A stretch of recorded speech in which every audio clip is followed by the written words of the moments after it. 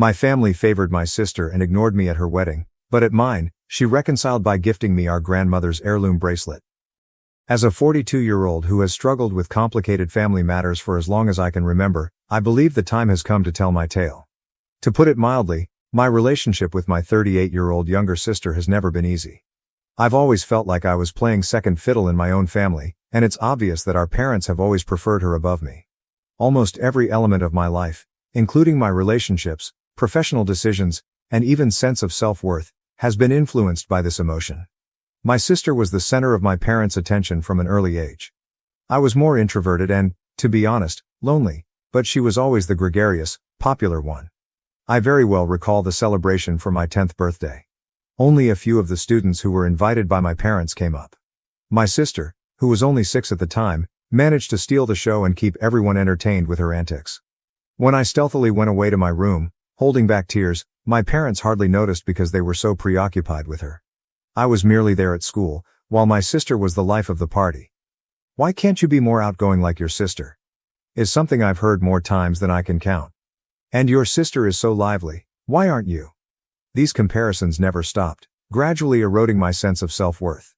I began to think that there must be a problem with me, that just because I wasn't like my sister, I wasn't good enough. The preference only became more obvious as we got older. I made a valiant attempt to forge my own professional path, but my parents never seemed to appreciate it. It has always been, "You should network more like your sister." Or, "If you were as charming as your sister, you'd get promoted faster." Every achievement I made was compared to my sister's, and they always thought I fell short. I gave my best to my work in the hopes that my parents would eventually recognize my value if I could just achieve enough success. As I advanced in my job, I gave up my personal life to work late into the night and on the weekends. I recall working 80-hour weeks for months on end on one particularly taxing job. I was thrilled to contact my parents to tell them that I had finally gotten a significant client for my business. How did they react? "Oh, sweetheart, that's lovely. Have we informed you of your sister's recent employment? It will be 6 digits for her." That was always the case. It was never enough for them, no matter how high I climbed. In contrast, my sister managed to get by on her charm and the steadfast backing of our parents. Please understand that I adore my sister. She is not a nasty person, and I am aware that our parents' different treatment of us is not her fault. However, it might be difficult to avoid feeling bitter at times, particularly when she appears unaware of the privileged treatment she receives. My sister got married last month. It would be an understatement to say that our parents were ecstatic. They dedicated a large portion of their cash as well as their hearts and souls to organizing the wedding. I thought it may be an opportunity for us to strengthen our family ties, so I offered to assist with the preparations, but I was graciously turned down at every stage. "Oh, you're so busy with work, we wouldn't want to bother you," they'd reply. In actuality though, they didn't want me to get involved. I made an effort to be upbeat, telling myself that it wasn't about me and that it was my sister's big day. However, I began to feel increasingly alienated from my own family as the wedding day drew near. When I learned that my parents had asked my sister's best friend to be her maid of honor without even taking me into consideration, it was the last straw. My mother simply remarked, "Well, you're not really the maid of honor type, are you?" when I challenged them about it. "We believed that a lower function would better suit you." The actual wedding day was challenging. My sister was praised throughout our parents' remarks, which included stories about her early years and their pride in the lady she had grown into. Not a word about me was said. They acted as though I didn't exist and that the 3 of them made up their entire family. On the inside, I felt like I was crumbling, but I sat there trying to smile. I heard my mother speaking to one of her friends after the ceremony. "We're so relieved," she remarked. "We were worried we might never get to experience a wedding day like this." It was obvious that they didn't believe I would ever get married. The worst was still to come, but it felt like a kick to the belly. My mother drew me aside later that night. I briefly entertained the idea that she may express regret for not included me in the remarks. Rather, she said something that will always stick in my memory. "Don't stress about your wedding. Since this might be the only one we get to plan, we put our all into it." We wanted to ensure that we did it correctly. Something broke inside of me at that very instant. All of the years I had spent feeling inferior and attempting to get their acceptance came tumbling down. However, it also seemed as though a fog had dissipated. I realized for the first time just how poisonous our family dynamic had become. The problem is that I'm not some lonesome spinster that they should be concerned about. 39M, my amazing fiancé, believes in me and loves me for who I am, not what he believes I should be. He has supported me through all of this family dysfunction over our 2 years of dating. It was him who persuaded me to go to therapy and begin addressing my problems with self-esteem. 3 years ago, I met my fiancé during a seminar at work. I was reluctant to let him in at first. I'd been scared of partnerships for years because I felt unworthy. However, he was gentle and patient, gradually dismantling the barriers I had put up around myself. I can still clearly recall the instant I knew I was falling for him. As we spent a peaceful evening together, I told him about a challenging workday. He simply listened without trying to solve problems or make things better. Then he said, "You realize how wonderful you are? You are amazing in the way you approach problems and the way you take pride in your job." I felt genuinely noticed and valued for who I am for the first time in my life. All of this familial drama has been greatly supported by my fiancé. He has comforted me when I've sobbed following tough phone conversations with my parents. He has urged me to put my own mental health first and to establish limits. Furthermore, he has never made me feel inadequate or likened me to my sister. Since college, 41F, my incredible best friend, has been by my side. When I'm feeling overwhelmed by self-doubt, she's always there to remind me of my strengths. She repeatedly reassured me that I deserved more while holding me while I sobbed after the wedding. In my life, our connection has consistently provided encouragement and affirmation. She has witnessed my darkest moments and has never passed judgment on my difficulties with my family. Rather, she has consistently provided me with a sympathetic ear, a shoulder to weep on, and occasionally a harsh reality check when I begin to internalize my parents' criticism. Building a life away from the influence of my family has also been greatly aided by my best buddy. She is the one who inspired me to follow interests and pastimes that I find enjoyable, even if they don't align with my parents' preferences. Because of her, I've developed a love for painting, which I never would have attempted if my only goal had been to please my parents. For me, these painting sessions have turned into a kind of therapy where I can release feelings that I've suppressed for years. I'm currently working to take back my life and my self-esteem. I'm attempting to strengthen my sense of self while in treatment and healing from years of emotional neglect. It's not simple. On some days I can still hear my parents' judgmental voices telling me that I'm not good enough. However, I'm learning to confront those ideas and remind myself of my own value and potential. My fiancé and I are discussing our own wedding plans, which will be small and personal and accurately represent who we are as a pair. It's thrilling, but it also evokes a wide range of complex feelings. To show my parents that I'm deserving of a celebration, I secretly hope to have the lavish wedding my sister had. However, I'm making an effort to remind myself that this day should be about me and my fiancé, not about giving my family proof of anything. I'm also trying to figure out why my sister and I are treated so differently by our parents in therapy. According to my therapist, my parents' actions may be a result of their own fears and unmet expectations. With her gregarious demeanor and social success, my sister might be the embodiment of everything they've always wanted to be. They might be reminded of their own perceived shortcomings by my more reserved demeanor and emphasis on professional achievement. This lets me see them as flawed people rather than as all-powerful people whose approval I must gain, even while it doesn't justify their actions. However, I'm having trouble deciding how to proceed with my family. I want to completely cut them off in order to shield myself from more harm. I also harbor the hope that we might be able to mend our friendship. However, I'm not really sure where to begin. I've considered going up to them and telling them how they've harmed me over the years, but I'm scared they'll just brush it off as they always do. Even worse, they'll reverse it and blame me for my sister's success, saying that I'm the issue because I'm too sensitive or envious. According to my fiancé, I ought to offer them one final opportunity to get together and discuss our relationship openly. He thinks there's a chance they would realize and desire to change if I can articulate how their actions have affected me. He has volunteered to support me by being present if I choose to have this chat. However, my best friend believes that I should put my own recovery first and avoid them, at least for the time being. She fears that attempting to mend the relationship before I've resolved my personal problems completely could hinder my advancement. Instead, she said, I might want to write them a letter to describe how I feel without having to respond right away. I'm conflicted. They are my family, on the one hand. A part of me still yearns for their affection and acceptance in spite of everything. There are both pleasant and painful memories in me, such as my mom consoling me after my first heartbreak and my dad teaching me how to ride a bike. I question whether it's worth struggling for those moments of connection. However, I'm worn out after years of trying to live up to their expectations only to be ignored and underappreciated all the time. I'm concerned that if I keep talking to them, I might not be able to get well and go on with my life. Additionally, I fear that my future children will experience the same suffering and insecurity that I have.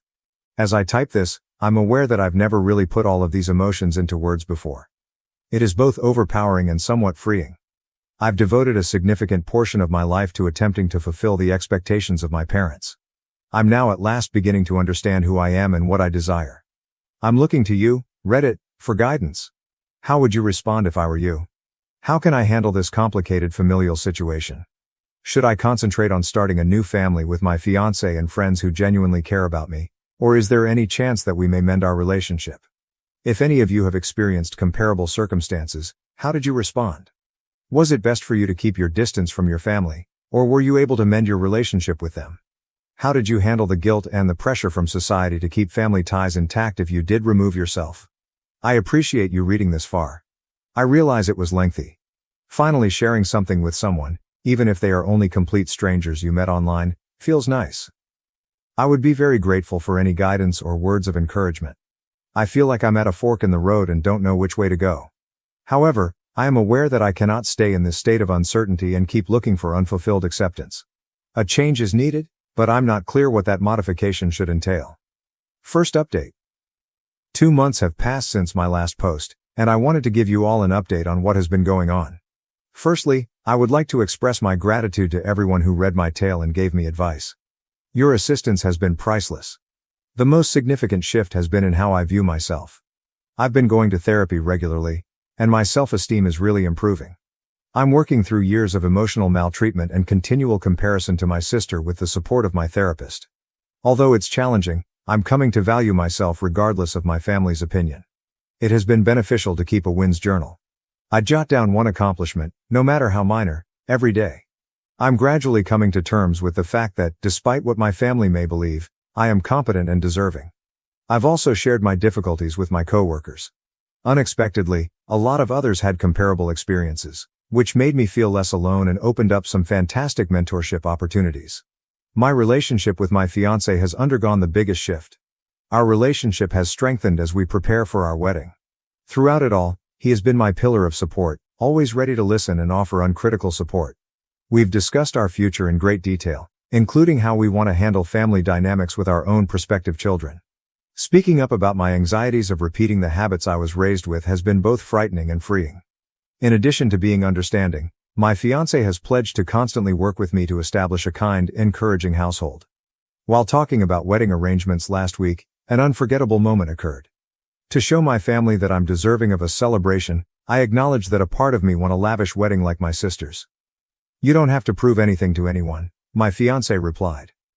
I want our wedding to be about us, not your parents or anybody else, because you deserve to be celebrated every day. His remarks served as a warning. I came to the realization that I was still unconsciously trying to win my parents' approval. We have now made the decision to organize a wedding that accurately captures who we are as a couple. We have made some firm decisions. We intend to have a small, private ceremony with only our closest friends and family, perhaps at sunset on the beach or in a garden. We wish to honor our love and dedication in a cozy, happy setting. We're thinking of combining our love of the outdoors with the romance of beginning a married life by going trekking in a national park for our honeymoon. But I'm not sure if I should invite my sister and parents to the wedding. Reconciliation is something I wish for, but I'm afraid they'll ruin our day or say something cruel. My fiancé has been encouraging and has promised to support my decision no matter what. In order to establish clear guidelines for acceptable behavior, he has even offered to speak with my family if we invite them. My maid of honor, who is also my best friend, has been a huge help. She has immersed herself into the wedding planning process, and her excitement for this new phase of my life has been a lovely diversion from my complex familial feelings. She has been gently encouraging me to think about my own desires, apart from any obligations to my family. I am reminded by her that today is your day. You deserve to be in the company of people who truly appreciate you. 2 months later, I'm in a lot better place. I'm beginning to see my own power and have more faith in myself. I'm learning that family is about people who support you without conditions, not simply genetic ties, and I'm creating a future with a partner who genuinely cherishes me. However, I continue to struggle with how to deal with my biological family. Should I risk drama by inviting them to the wedding? Should I speak with them again before making a decision? Or ought I to concentrate on this new phase of my life? Reddit, I'd love to know what you think. How have you responded to comparable circumstances involving weddings and family? I would appreciate any guidance on establishing limits or having challenging conversations. Once again, I appreciate your help. Having this place to reflect and share is really meaningful. I'll keep you informed as events develop. Second update. Since my last update, which was a month ago, a lot has transpired. I appreciate all of your suggestions and encouragement regarding my previous post. We decided to invite my sister and dad after considerable discussion with my therapist and fiancé. We took our time creating the ideal invitation, attempting to mix being warm with setting up appropriate boundaries. I didn't get the response I was hoping for. My mother called me 3 days after I sent out the invites. She initially appeared thrilled, but then the inquiries began. Why is the wedding so small? Do you not wish to have a formal celebration as your sister did? She laughed when I told her that we wanted a small ceremony that was true to who we were. You've always been really challenging. For once, can't you simply act normally? I made an effort to maintain my composure by applying the strategies I've been learning in therapy. I clarified that since it was our day, we intended to celebrate it any way we saw fit. My father picked up the phone at that point. I have been speaking with your mother, he stated forcefully. We believe that this little wedding is a mistake on your part. Family members find it embarrassing. What are people going to think? I was taken aback. They continued to care more about looks than about how happy I was. I remained calm and informed them that although I valued their opinions, the choice was definitive. My father was upset and my mother was crying as the call ended. My fiancé was there to encourage me even though I was shaken by the call. Reminding me that their response was about them and not about us, he held me while I sobbed. My sister sent me an unexpectedly encouraging text the following day. I called her, bewildered. At first our chat was difficult, but she opened up as we spoke. She remarked, I've been considering our relationship a lot.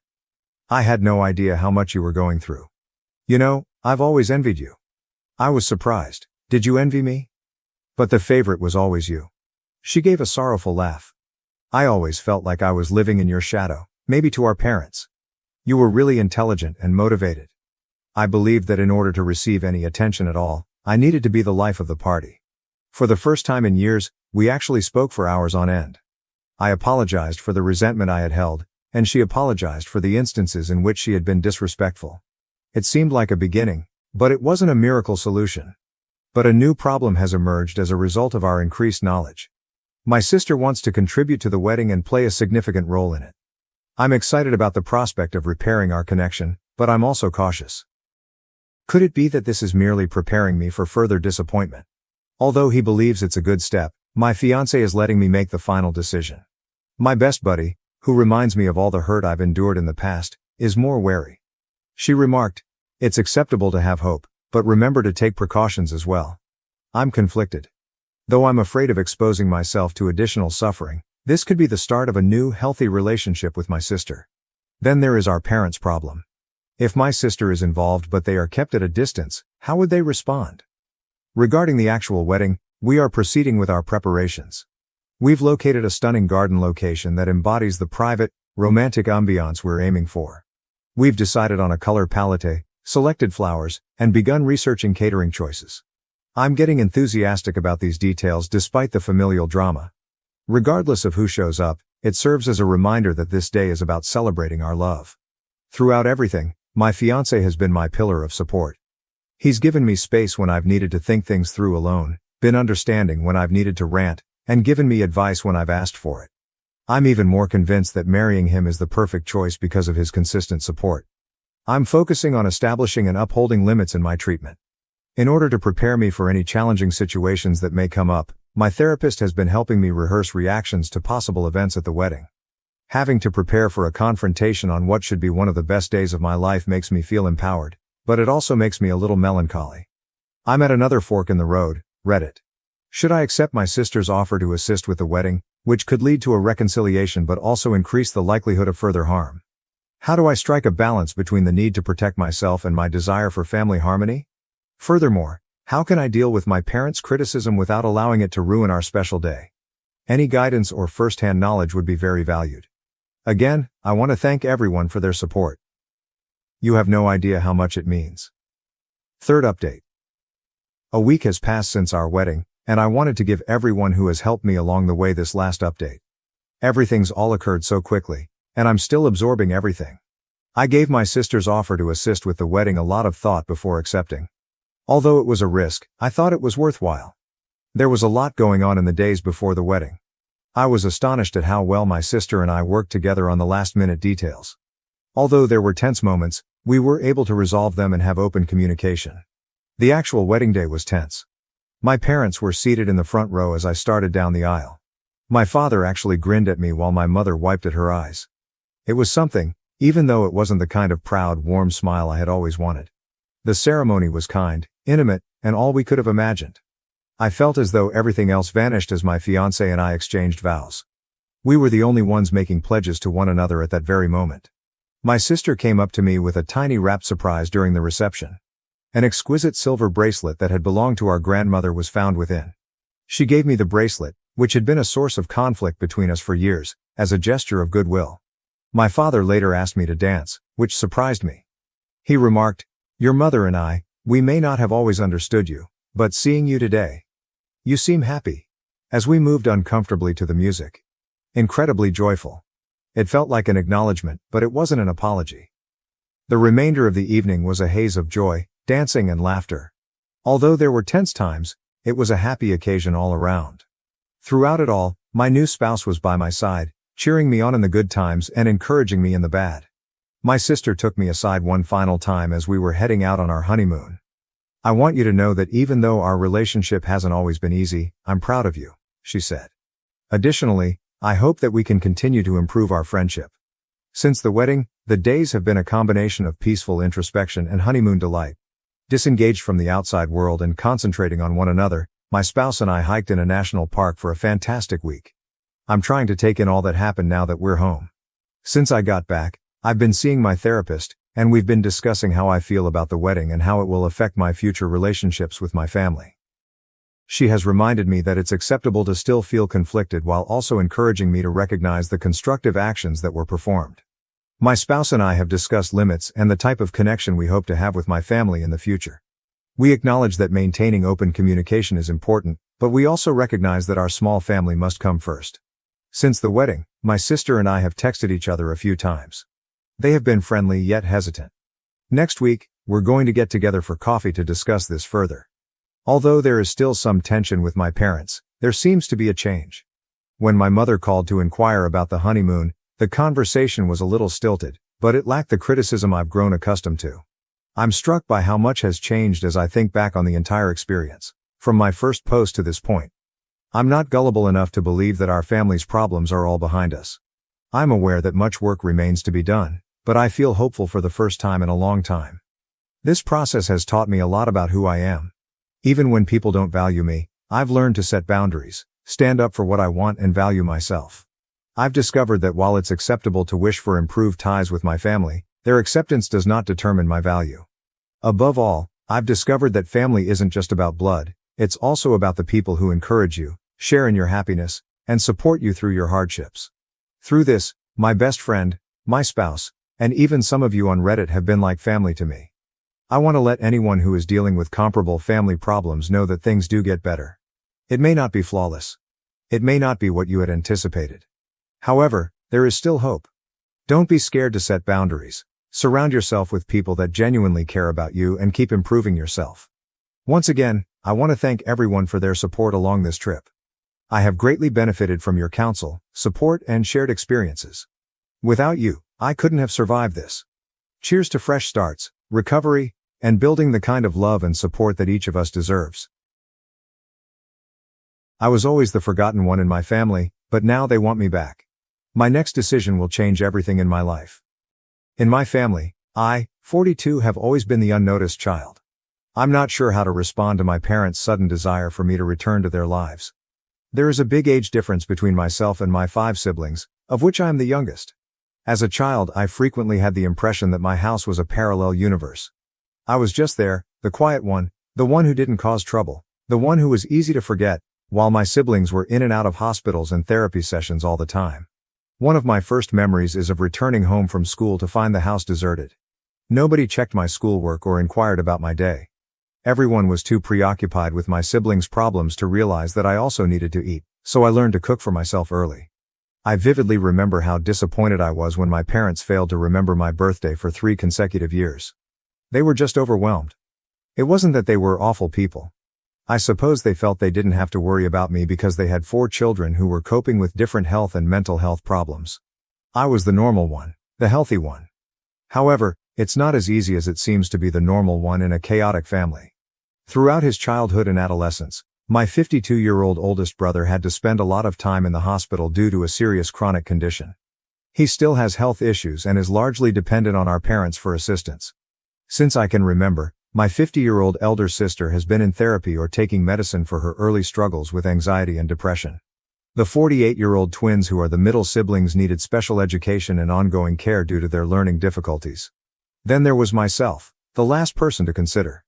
The one who was supposed to comprehend, to be self-sufficient, to simply be there. It was out of need that I learned to be independent. I was essentially rearing myself by high school. I knew that grades were my ticket out, so I earned them. Not because anyone pushed me. I joined clubs and teams for the opportunity to spend as much time away from home as possible, not for the recognition. I remember one specific instance from my junior year of high school. It meant a lot to me that I had advanced to the debate state finals. I had put a lot of effort into it, practiced late into the night and given it my all. In the weeks before the finals, I mentioned it to my parents several times. I was set to go when I stepped downstairs on the morning of the event, wearing my finest attire. Frazzled as usual, my mom replied, "Oh, are you going somewhere?" as she hardly looked up from a stack of medical bills. I tried not to sound hurt as I reminded her about the debate finals. "It's today, I told you about it." She responded, "Oh right." But it was obvious that she couldn't truly recall. "All okay, good luck. We have to take your brother to his doctor's appointment, therefore your father and I are unable to attend." I swallowed the lump in my throat and nodded. Naturally, and always has been, my brother's health came before my argument. I made it to the finals by myself and finished in second. Nobody inquired about my experience when I arrived home. For weeks, the certificate I was given remained on my desk, hidden from everyone else. My getaway was college. I finally felt like I could breathe after deciding on a school on the opposite side of the nation. I made friends that didn't need to be reminded of my birthday, genuinely saw me and paid attention when I talked. M and C, 2 of them, grew to be the family I never had. MC and I made the decision to remain together after graduation. We started establishing our life after relocating to a new state that was far from any of our relatives. Determining that I made a difference, I threw myself into my career and I was successful. Now that I'm 42, my life appears to be going well. I run a skilled team as a senior marketing executive at a Fortune 500 firm, and I'm renowned for my creative problem-solving and ability to perform under pressure. Ironically, I became quite good at drawing attention to myself and making things visible because I was raised invisible. Meetings, presentations, and decisions occupy my days. Even though I put in a lot of overtime, I enjoy my job because it gives me a sense of worth and purpose that I didn't have as a child. People at work pay attention to what I have to say because they see me and respect my viewpoint. I never get tired of the euphoric feeling. My life is comfortable while I'm not working. I have a small but close-knit group of friends, I travel whenever I can, and I possess a lovely condo with a view of the city skyline. My best college pals, M and C, are still my pillars of support, and I've formed other deep bonds. We host movie marathons, game evenings, and weekend brunches. I've been addressing issues of abandonment and persistent feelings of invisibility in therapy for years. Although the process has been drawn out and occasionally difficult, it has improved my understanding of who I am. I've learned to respect myself, set limits, and quit looking to those who can't give me approval. My interactions with my family have been sparse for the past 20 years, rare visits every few years, and infrequent phone calls on holidays. To shield myself from the hurt of their apathy, I kept them at arm's length rather than cutting them off entirely. Then, unexpectedly, my mother called last week. We hadn't spoken for more than a year, and our most recent contact had been a clumsy exchange of pleasantries, so I nearly didn't respond. But I had to pick it up for some reason. Without even saying hello, she continued, "We want you to come home for Thanksgiving." She sounded older and more worn out than I could recall. "You are missed by your father and me." It seemed as though someone had punched me in the stomach. "Do you miss me? When I was growing up, where was this? When none of them appeared after I graduated from college. When I built a life for myself for 20 years. I stumbled. I'm not sure if I'll be able to make it. Work is really busy right now, and I have plans with friends." "Are you planning with friends?" Her voice assumed that tone of remorse that I was all too familiar with from my early years.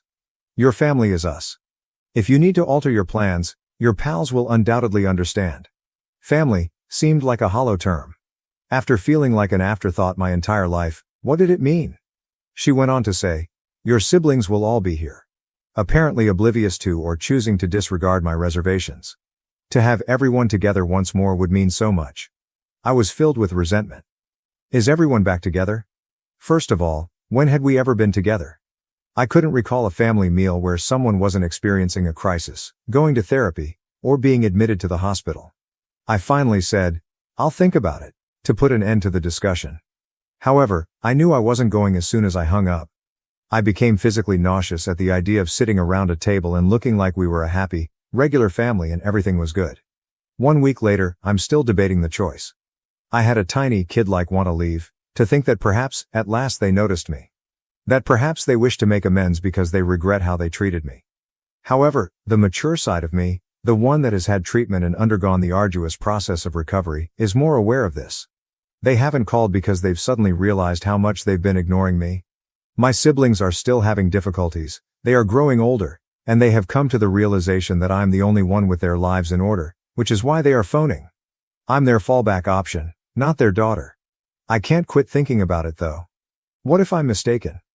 What if this is a sincere effort to get back in touch? Am I being unforgiving or overly harsh? Or am I at last defending myself and establishing sound boundaries?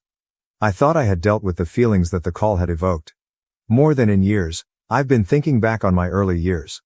I had a dream the other night that I was back in my former bedroom, shouting loudly, but no one could hear me. I felt like that forlorn, invisible youngster again as I woke up in a cold sweat. It also has an impact on my work. I was thinking about my family when I slept off at a crucial meeting yesterday. My team took note and continued to give me worried glances. I have a reputation for being calm and attentive, yet after just one phone call, I feel like I'm losing it. After discussing it with M and C, they both believe I shouldn't go. They have personally witnessed the harm done by my family and the years it has taken me to recover. They fear that returning home will reverse all of my gains. There is nothing you owe them, M stated firmly. Don't allow them to pull you back into their drama. You've created a wonderful life for yourself. C was more tactful. Remember how long it took you to stop flinching every time the phone rang? I know it's hard, he continued. When you first started establishing limits with them, how many panic attacks did you experience? Is all that development worth the risk? I am certain that they are correct. However, that little voice of the young child who merely wanted her parents to notice and adore her is still inside of me. Perhaps this time will be different, she's whispering. They might finally be the family I've always desired this time. M and C also remind me that I have the freedom to choose, and they will be there for me no matter what. And I'm grateful for that, but it doesn't help with the decision. So here I am asking random people online for guidance. Is it improper of me to want to go? Is it selfish of me to prioritize my mental well-being over a family reunion? Or, after being ignored all my life, am I now acting in my own best interests? Even though Thanksgiving is still a few months away, I can't stop thinking about this. I'm struggling to focus at work and fall asleep. I become anxious every time my phone rings, wondering whether it's them calling again. A part of me wants to stop communicating with them, block their numbers, and carry on with my life as it has been. However, another part of me feels bad about even thinking about it.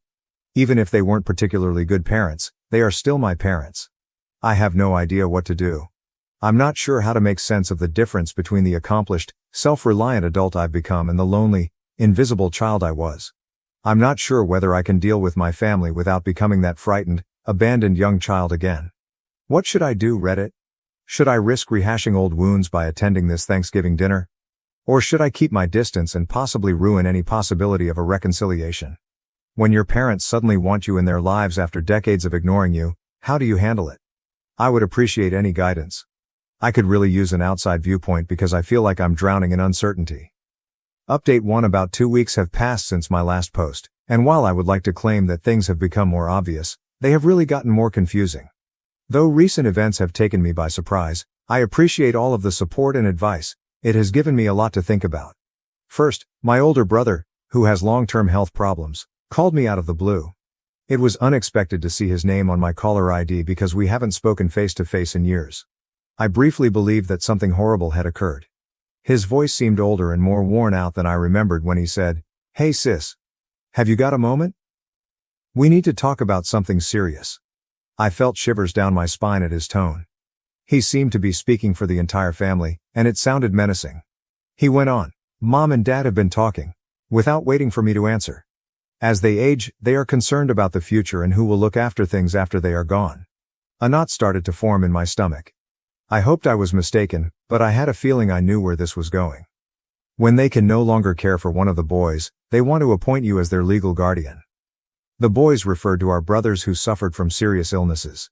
It seemed as though someone had punched me in the stomach. Protector? Me? For most of my childhood, they hardly acknowledged me as the invisible child. What? I choked out. Why me? Why now? My brother let out a deep sigh. Look, I realize this is a lot to ask, but you are the only one who is truly stable. Everyone else has their own problems. You've succeeded. You're in control of your life. They believe you to be the ideal option. What I was hearing was unbelievable. Suddenly, after years of being neglected and treated as an afterthought, I was given this enormous duty. It was like a horrible joke and it felt unreal. Have they even considered asking me about this? With a voice trembling with rage and incredulity, I demanded. Or were they just going to spring it on me at Thanksgiving? The person on the other end of the line paused for a while. When he eventually said, they were hoping to discuss it in person. I thought you should know beforehand, give you time to think about it. Consider it. How could I possibly consider being guardian of a brother that I don't really know? A sibling who has spent decades taking care of our parents. I can't do this, I replied, hardly raising my voice above a whisper. I can't just take on this duty and drop everything. My life is my own. Plans of my own. My brother remarked, I know it's a lot, in an apologetic tone. They're desperate though. They must have confidence that someone will cover for them while they are away. I sat in startled silence for what seemed like hours after we hung up. It was all so utterly ridiculous. After years of ignoring me, they now wanted to put this huge responsibility on me without even consulting me. I thought things couldn't get any more confusing, but a few days later, I got a letter from my mother. It was lengthy, meandering, and chock full of the same guilt-tripping jargon I recalled from my early years. She continued by talking about how difficult things had been for them. How much they had given up for the family, and how much they needed me right now. Near the end was the section that truly affected me. Sweetheart, we're not asking for much, she wrote. All we need to know is that someone will take care of the family while we are away. Our only hope is you. Just hope. I mean, how many times did I need them? When I was growing up, feeling unwelcome and invisible, where was there hope for me? Ever since I got that letter, I've been a complete disaster. I've struggled to focus at work and sleep. My group has observed. Meetings have had to be rescheduled because I simply cannot focus. Every part of my life is being impacted by this circumstance, and I detest it. They still have this control over me, and I detest it. For an urgent wine and venting session, I invited M and C over. On my part, they were both indignant. They can't do this to you, M exclaimed, her eyes glimmering with rage. They cannot expect you to be their safety net after ignoring you for decades.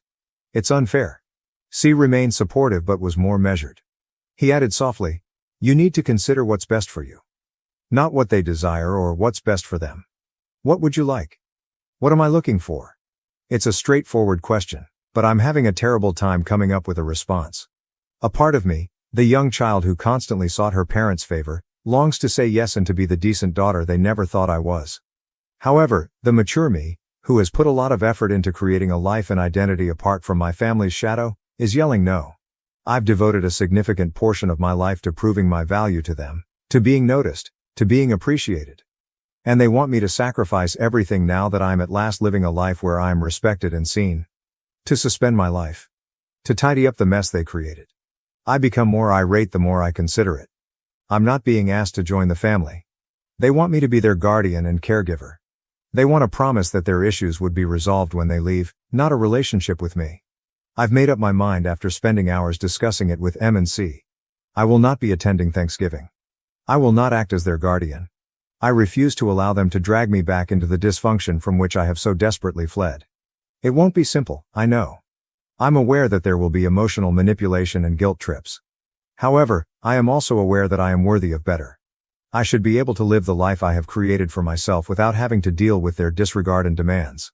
I will give my brother a call back tomorrow to inform him of my choice. After that, I'll send a letter to my parents outlining my reasons for not attending Thanksgiving and my inability to fulfill their wishes for me to be their guardian. Even though I know it's the correct thing to do, it will be difficult. I'm afraid. I'm depressed. I'm pleased with myself for finally putting my needs first and putting my own health ahead of their expectations, even if I still want things to be different. Thank you to everyone who left a remark on my previous post. During this trying time, your words of support and encouragement have been invaluable. After a lifetime of feeling invisible, it means more than you can imagine to feel seen and understood. After speaking with my family, I'll provide another update. Good luck to me. I suspect that I will require it. Update 2. I feel like I've aged years in a matter of weeks since my last update, which was around a month ago. My family's predicament has escalated in unexpected ways, and I'm still in shock over all that has transpired. I want to start by saying thank you to everyone who left a comment on my previous post. During a very trying period, your guidance and encouragement meant the world to me. I heeded your advice, and when I needed it most, it gave me the courage to defend myself. I declined the position of guardian for my siblings and chose not to attend Thanksgiving, as I said in my previous update. After calling my brother to inform him of my choice, I wrote a letter to my parents outlining my justifications. For a time at least, I believed that would be the end of it. I was mistaken. When I got home from work last week, my 70-year-old mother was waiting for me at the door. I was so shocked that I almost dropped my keys. She has never come to see me before. Not even when I bought my condo, when I got my major promotion, or when I moved into my first apartment, but here she was, standing at my door as if she had every right to be there, looking older and more worn out than I remembered. "Mom," I said, barely raising my voice above a whisper. "What are you doing here?" She took a while to respond. She simply stared at me, her gaze sweeping across my face as if she had never seen me before. Perhaps she was. When she eventually stated, "We need to talk," her tone was forceful but gentle. "It's not good for your father. The physicians say." She trailed off, tears welling up in her eyes. I experienced a little twinge of guilt. I was unaware that my dad was ill. Then I realized that I hadn't known since they hadn't informed me. Because unless they require anything from me, they never tell me anything.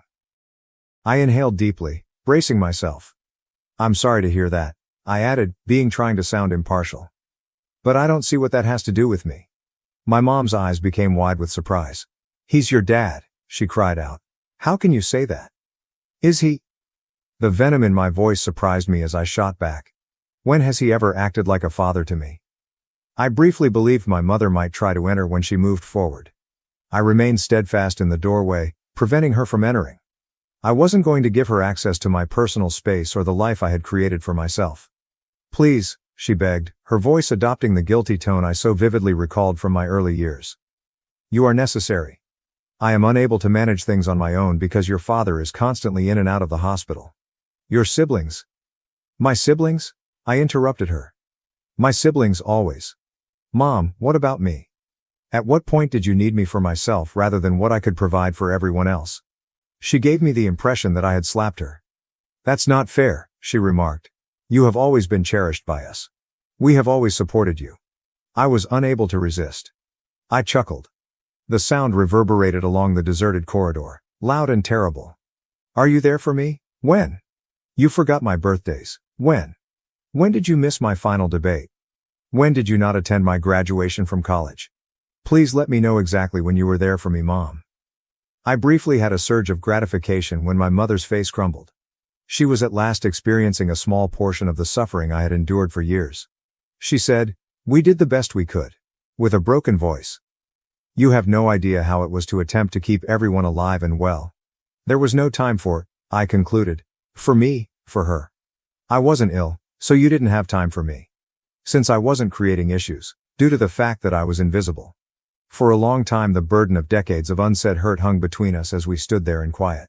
When my mother eventually responded, 'I'm sorry,' I briefly thought she was telling the truth. That's not how we intended to make you feel. You are loved by us. You are necessary to us. Come home, please. Assist us."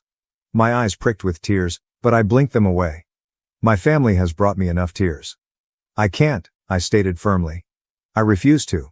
Now, Mom, I have a life of my own, one I created without you. I won't sacrifice that to serve as your contingency plan." "Backup plan?" she asked again, raising her voice. "Do you believe this to be that? We are your family." I answered, "No." And even I was astonished by how definitive my voice sounded. "You aren't, no longer. I decided to choose my family. My friends, who have helped me, who have stood by me, who have seen me when you had no desire to look." With a look of disbelief and hurt on her face, my mother gazed at me. She remarked, "So that's it? You're just going to turn your back on us?" I gave a headshake. "No, Mother. It's been a while since you abandoned me. I'm simply leaving at last." She didn't answer. Rather, she turned and strode off, her shoulders hunched in surrender. I was both relieved and saddened as I watched her leave. It seemed like the end of something. Possibly the loss of hope and the hope that my parents would one day see me and show me the kind of love I needed. That should be the end of it, I thought. I believed I had stated my stance clearly. However, as usual, life had other ideas. My brother called me a week following my mother's visit. His words, "My father passed away." I sat there looking at my phone, not sure if I should feel guilty, relieved or sad. The news seemed to be about a stranger rather than my own father, and I felt numb. According to my brother, the funeral is next week. Will you come? After closing my eyes and inhaling deeply, I answered, "No, I don't think I will." The other end of the line was silent for a long time. My brother finally answered, "I understand." And I was shocked to hear that he didn't sound judgmental. "Take care of yourself, sis." I sat for a while after I hung up, reflecting about my early years, my father, and our unfulfilled connection. I recognized that I no longer needed his attention and praise after reflecting on all the times I had wanted for it. I've devoted a significant portion of my life to gaining my family's affection and attention. In actuality, though, I no longer require their approval. I am proud of the life I have created for myself. I have a career I'm enthusiastic about, friends who adore me, and a sense of self-worth independent of other people's opinions. The passing of my father feels like the end of a chapter, a depressing one, full of unmet words and lost chances. However, it's already over, and I can't alter it. I just have to keep going. I will not be attending the funeral. Neither my mother nor my siblings will be contacted. It's not because I'm angry or spiteful. I've moved on from it. It's just that I've come to the realization that I no longer belong in that environment. I've outgrown it. I want those who might criticize me for my choice to realize that it has nothing to do with forgiveness or the lack of it. It has to do with protecting oneself. It's about realizing that sometimes walking away is the healthiest course of action and that some relationships are too damaged to be repaired. I'm no longer upset. I'm not depressed. I'm just free from the burden of unmet expectations, free from the hurt of being ignored and underappreciated, and free to live my life as I see fit without the dysfunctional shadow of my family hovering over me. I want to express my gratitude to everyone who has followed my story and provided encouragement and guidance. During one of the most trying times in my life, your comments have given me courage and consolation. You've given me the confidence to advocate for myself and put my needs ahead of those of others. My last update will be this one. I'm concentrating on my future from now on, one that I can control and that is unencumbered by the burdens of my past. In some ways, it's frightening, but it's also quite freeing. I want to let everyone know that it's acceptable to make your own decisions, especially if they are in a similar circumstance, are having trouble meeting expectations from family, or feel unnoticed or underappreciated. Even if the ties are with family, it's acceptable to leave them if they are hurting you.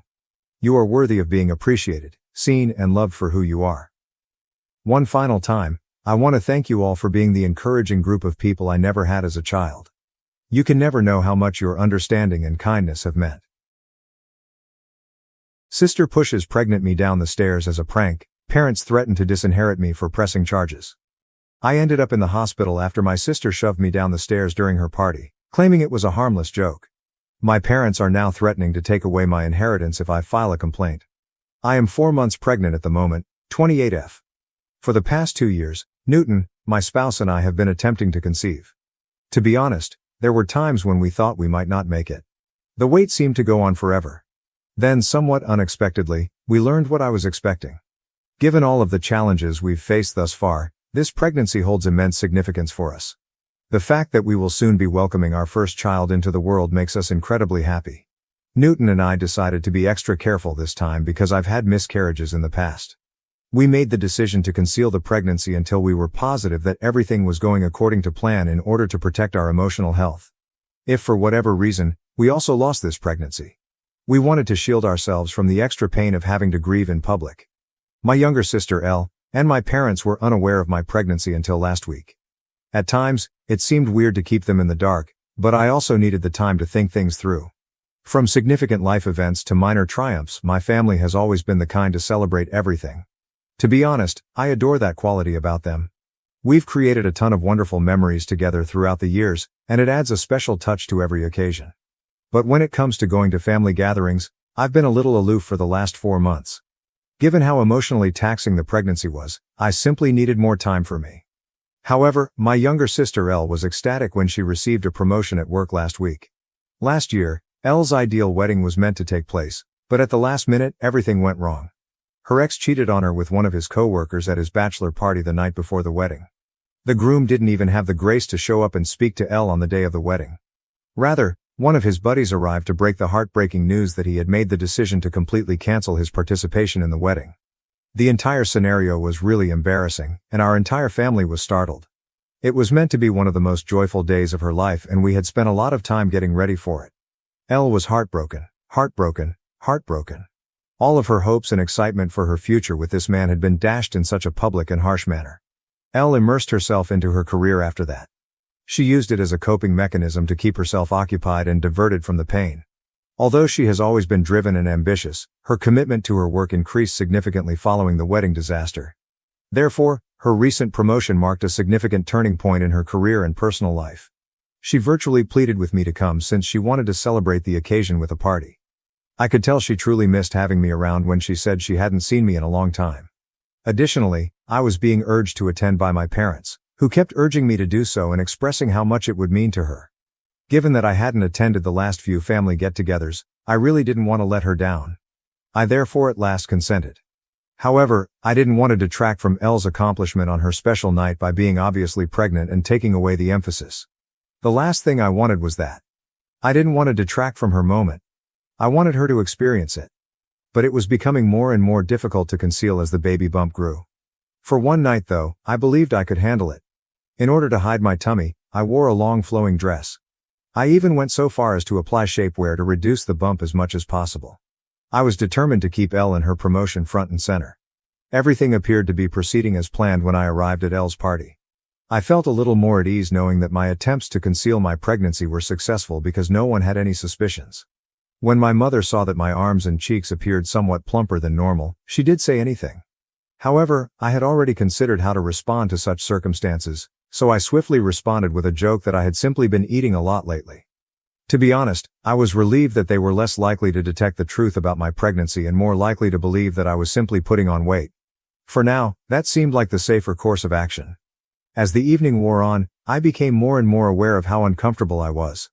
The celebration seemed to go on forever, and I'm not used to staying up late anymore. Newton, my husband, arrived at the party right from work and was enjoying himself. I was grateful that he continued to periodically check in with me to make sure I was doing okay. Elle and the rest of my family were having a great time in the meantime. They were having a great time dancing in the backyard and doing shots. Seeing Elle so joyful and carefree, especially after everything she's been through, made me glad. However, I began to feel nauseous, most likely due to the heat of the evening and all the greasy food. I slipped inside and found a peaceful seat on the couch after deciding I needed to escape the boisterous dancing and loud music. At that moment, my only true desire was to get home, raise my feet, possibly massage my legs, get into bed and read on my Kindle for a little while. I briefly closed my eyes in an attempt to relax and collect myself. My Aunt Mia sat down beside me at that moment, waking me up. I had fallen asleep without even realizing it. Without providing a reason, I shook my head when she offered me a glass of wine. She went on to say that I looked pregnant and that my face was nearly glowing the entire evening. I froze, unsure of how to respond. Aunt Mia is no fool, so I tried to shrug it off, avoiding eye contact and feeling uncomfortable. She asked me directly, "Are you really pregnant?" as her eyes widened in shock. Despite my inner panic, I made an effort to remain calm. In an attempt to divert her attention, I shook my head, but Aunt Mia put her hands on my stomach and her eyes brightened with total conviction. "Oh my God, darling, you are pregnant," she cried. She chuckled and drew me into an embrace. I was a little alarmed and practically begged her not to tell anyone just yet because I didn't think the time was perfect to make the announcement. However, Aunt Mia dismissed my worries. She reminded me that everyone had been eagerly anticipating this time, hoping that I would become pregnant, and demanded that the family should be informed of this wonderful news. Aunt Mia smiled at me, held my face in her hands, and reminded me that it was a family night even though I told her it was Elle's night.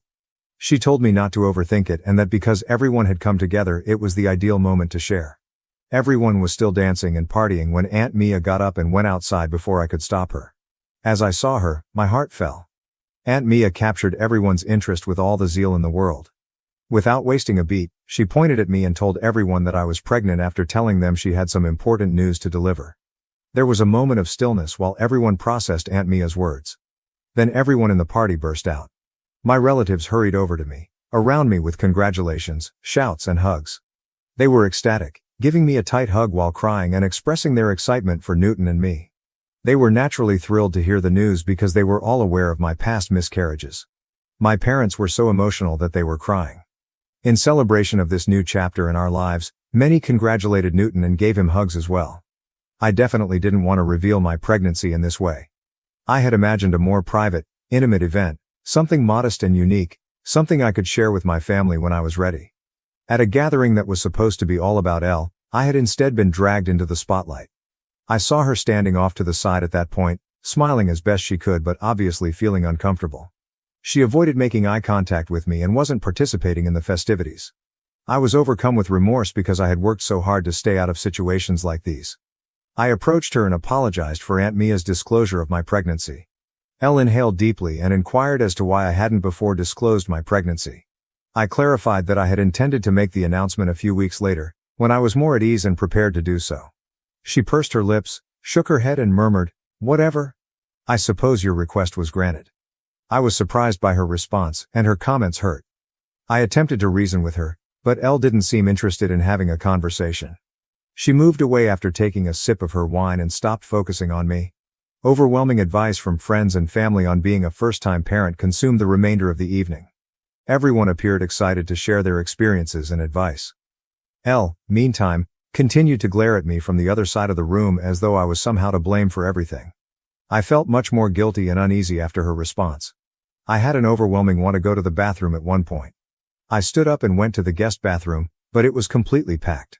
I went upstairs to use the restroom in the main bedroom because I felt like my bladder was going to explode.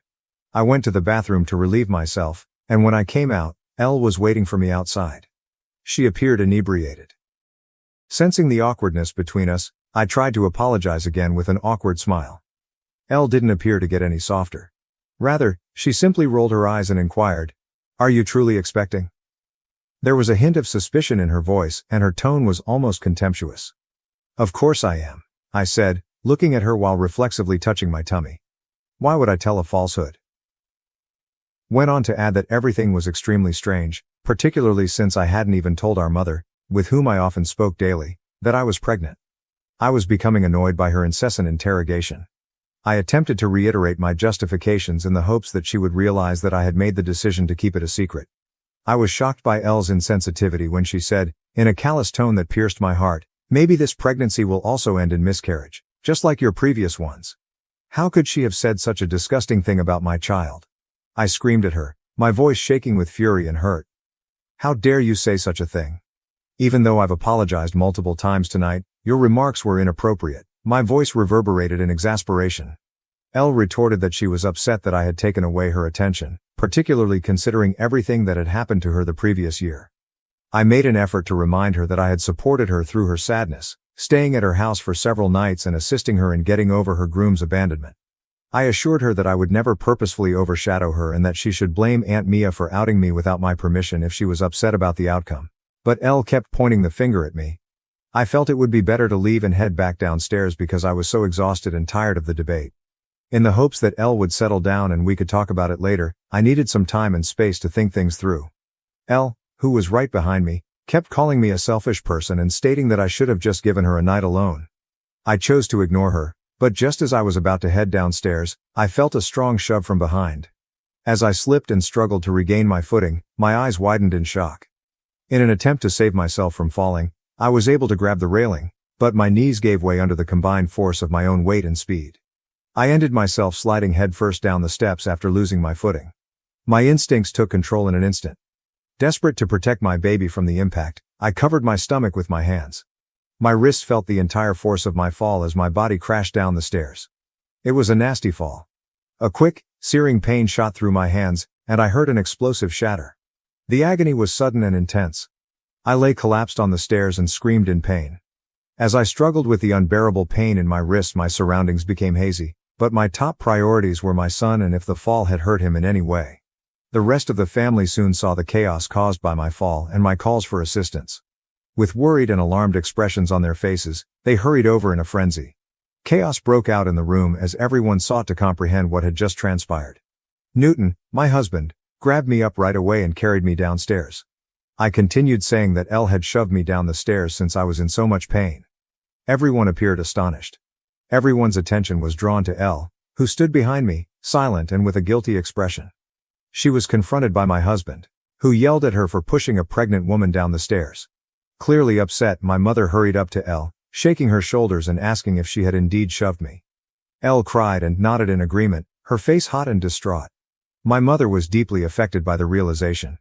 Elle then started crying excessively while embracing my mother and accusing her of being intoxicated and acting recklessly. I was in so much pain and shock that I was beginning to pass out. I could hear Newton frantically phoning 911 to summon an ambulance through the fog. I could just make out the worried faces around me as my vision became blurry. After then, everything was a haze of sirens, chaos, and frenzied activity. I ended up in a hospital room when I eventually came to. Newton appeared worn out as he slept in a chair next to my bed. My throat was dry and parched, so I gently woke him up and asked for some water. I asked him what had transpired following the fall as he assisted me in drinking the water.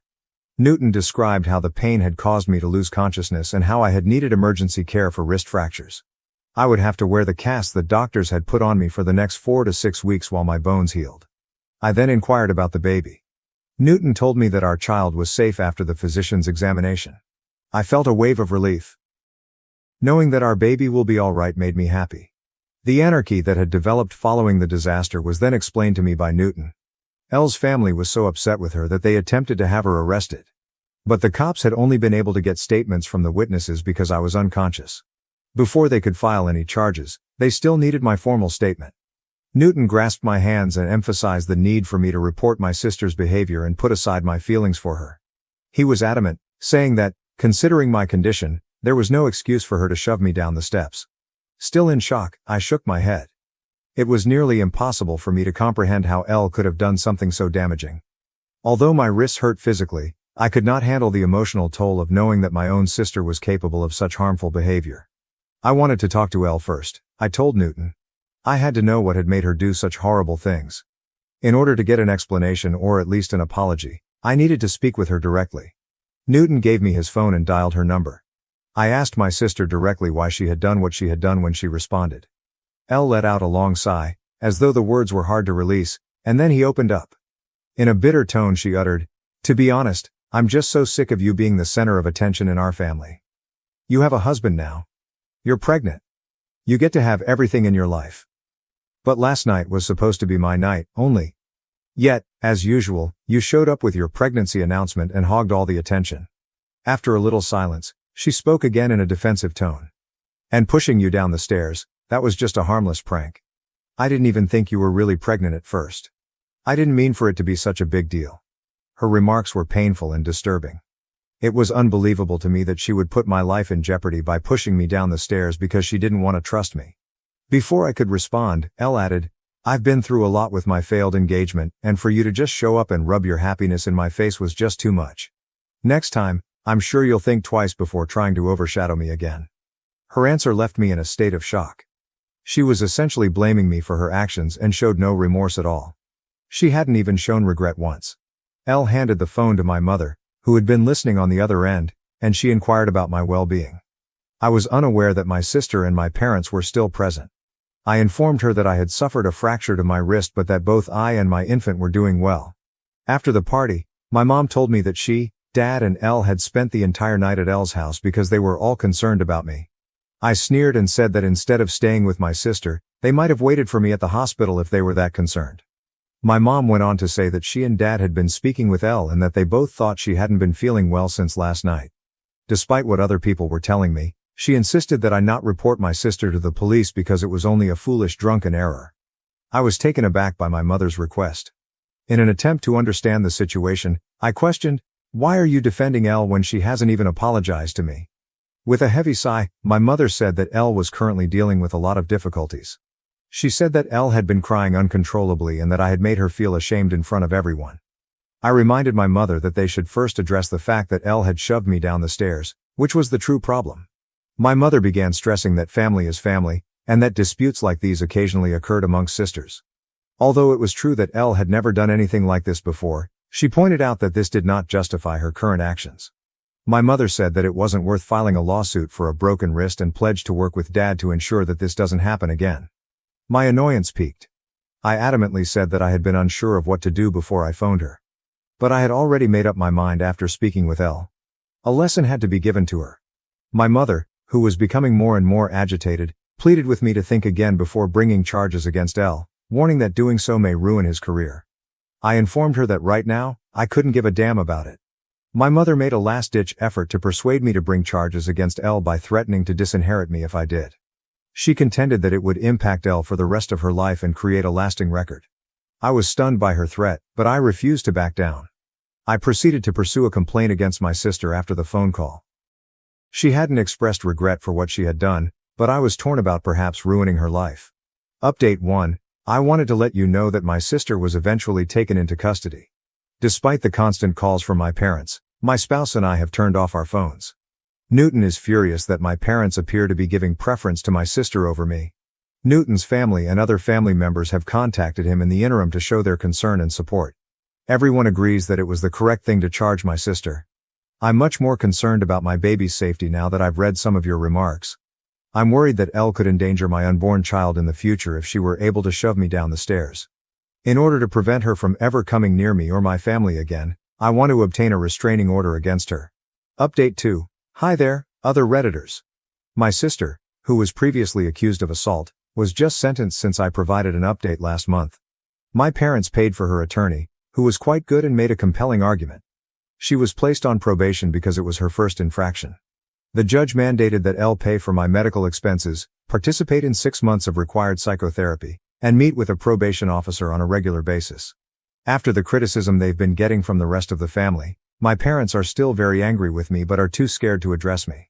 My parents urged me to protect Elle by not pursuing charges against her, and I have freely acknowledged this to everyone. My parents have received reprimands from relatives on both mine and my husband's sides. No one believes that Elle's mental health issues are a good enough reason for what she did to me, despite my parents' continued insistence on it. In order for Elle to recover, I sincerely hope that my parents will take her to visit a doctor. I've requested a restraining order after the sentencing to make sure she can't ever again come near my family or me. I honestly don't know how to respond to people who question if my sister was always kind to me when we were growing up or if perhaps I missed certain clues. Yes, we occasionally battled and had our typical arguments, but I never thought she would have such a strong grudge against me.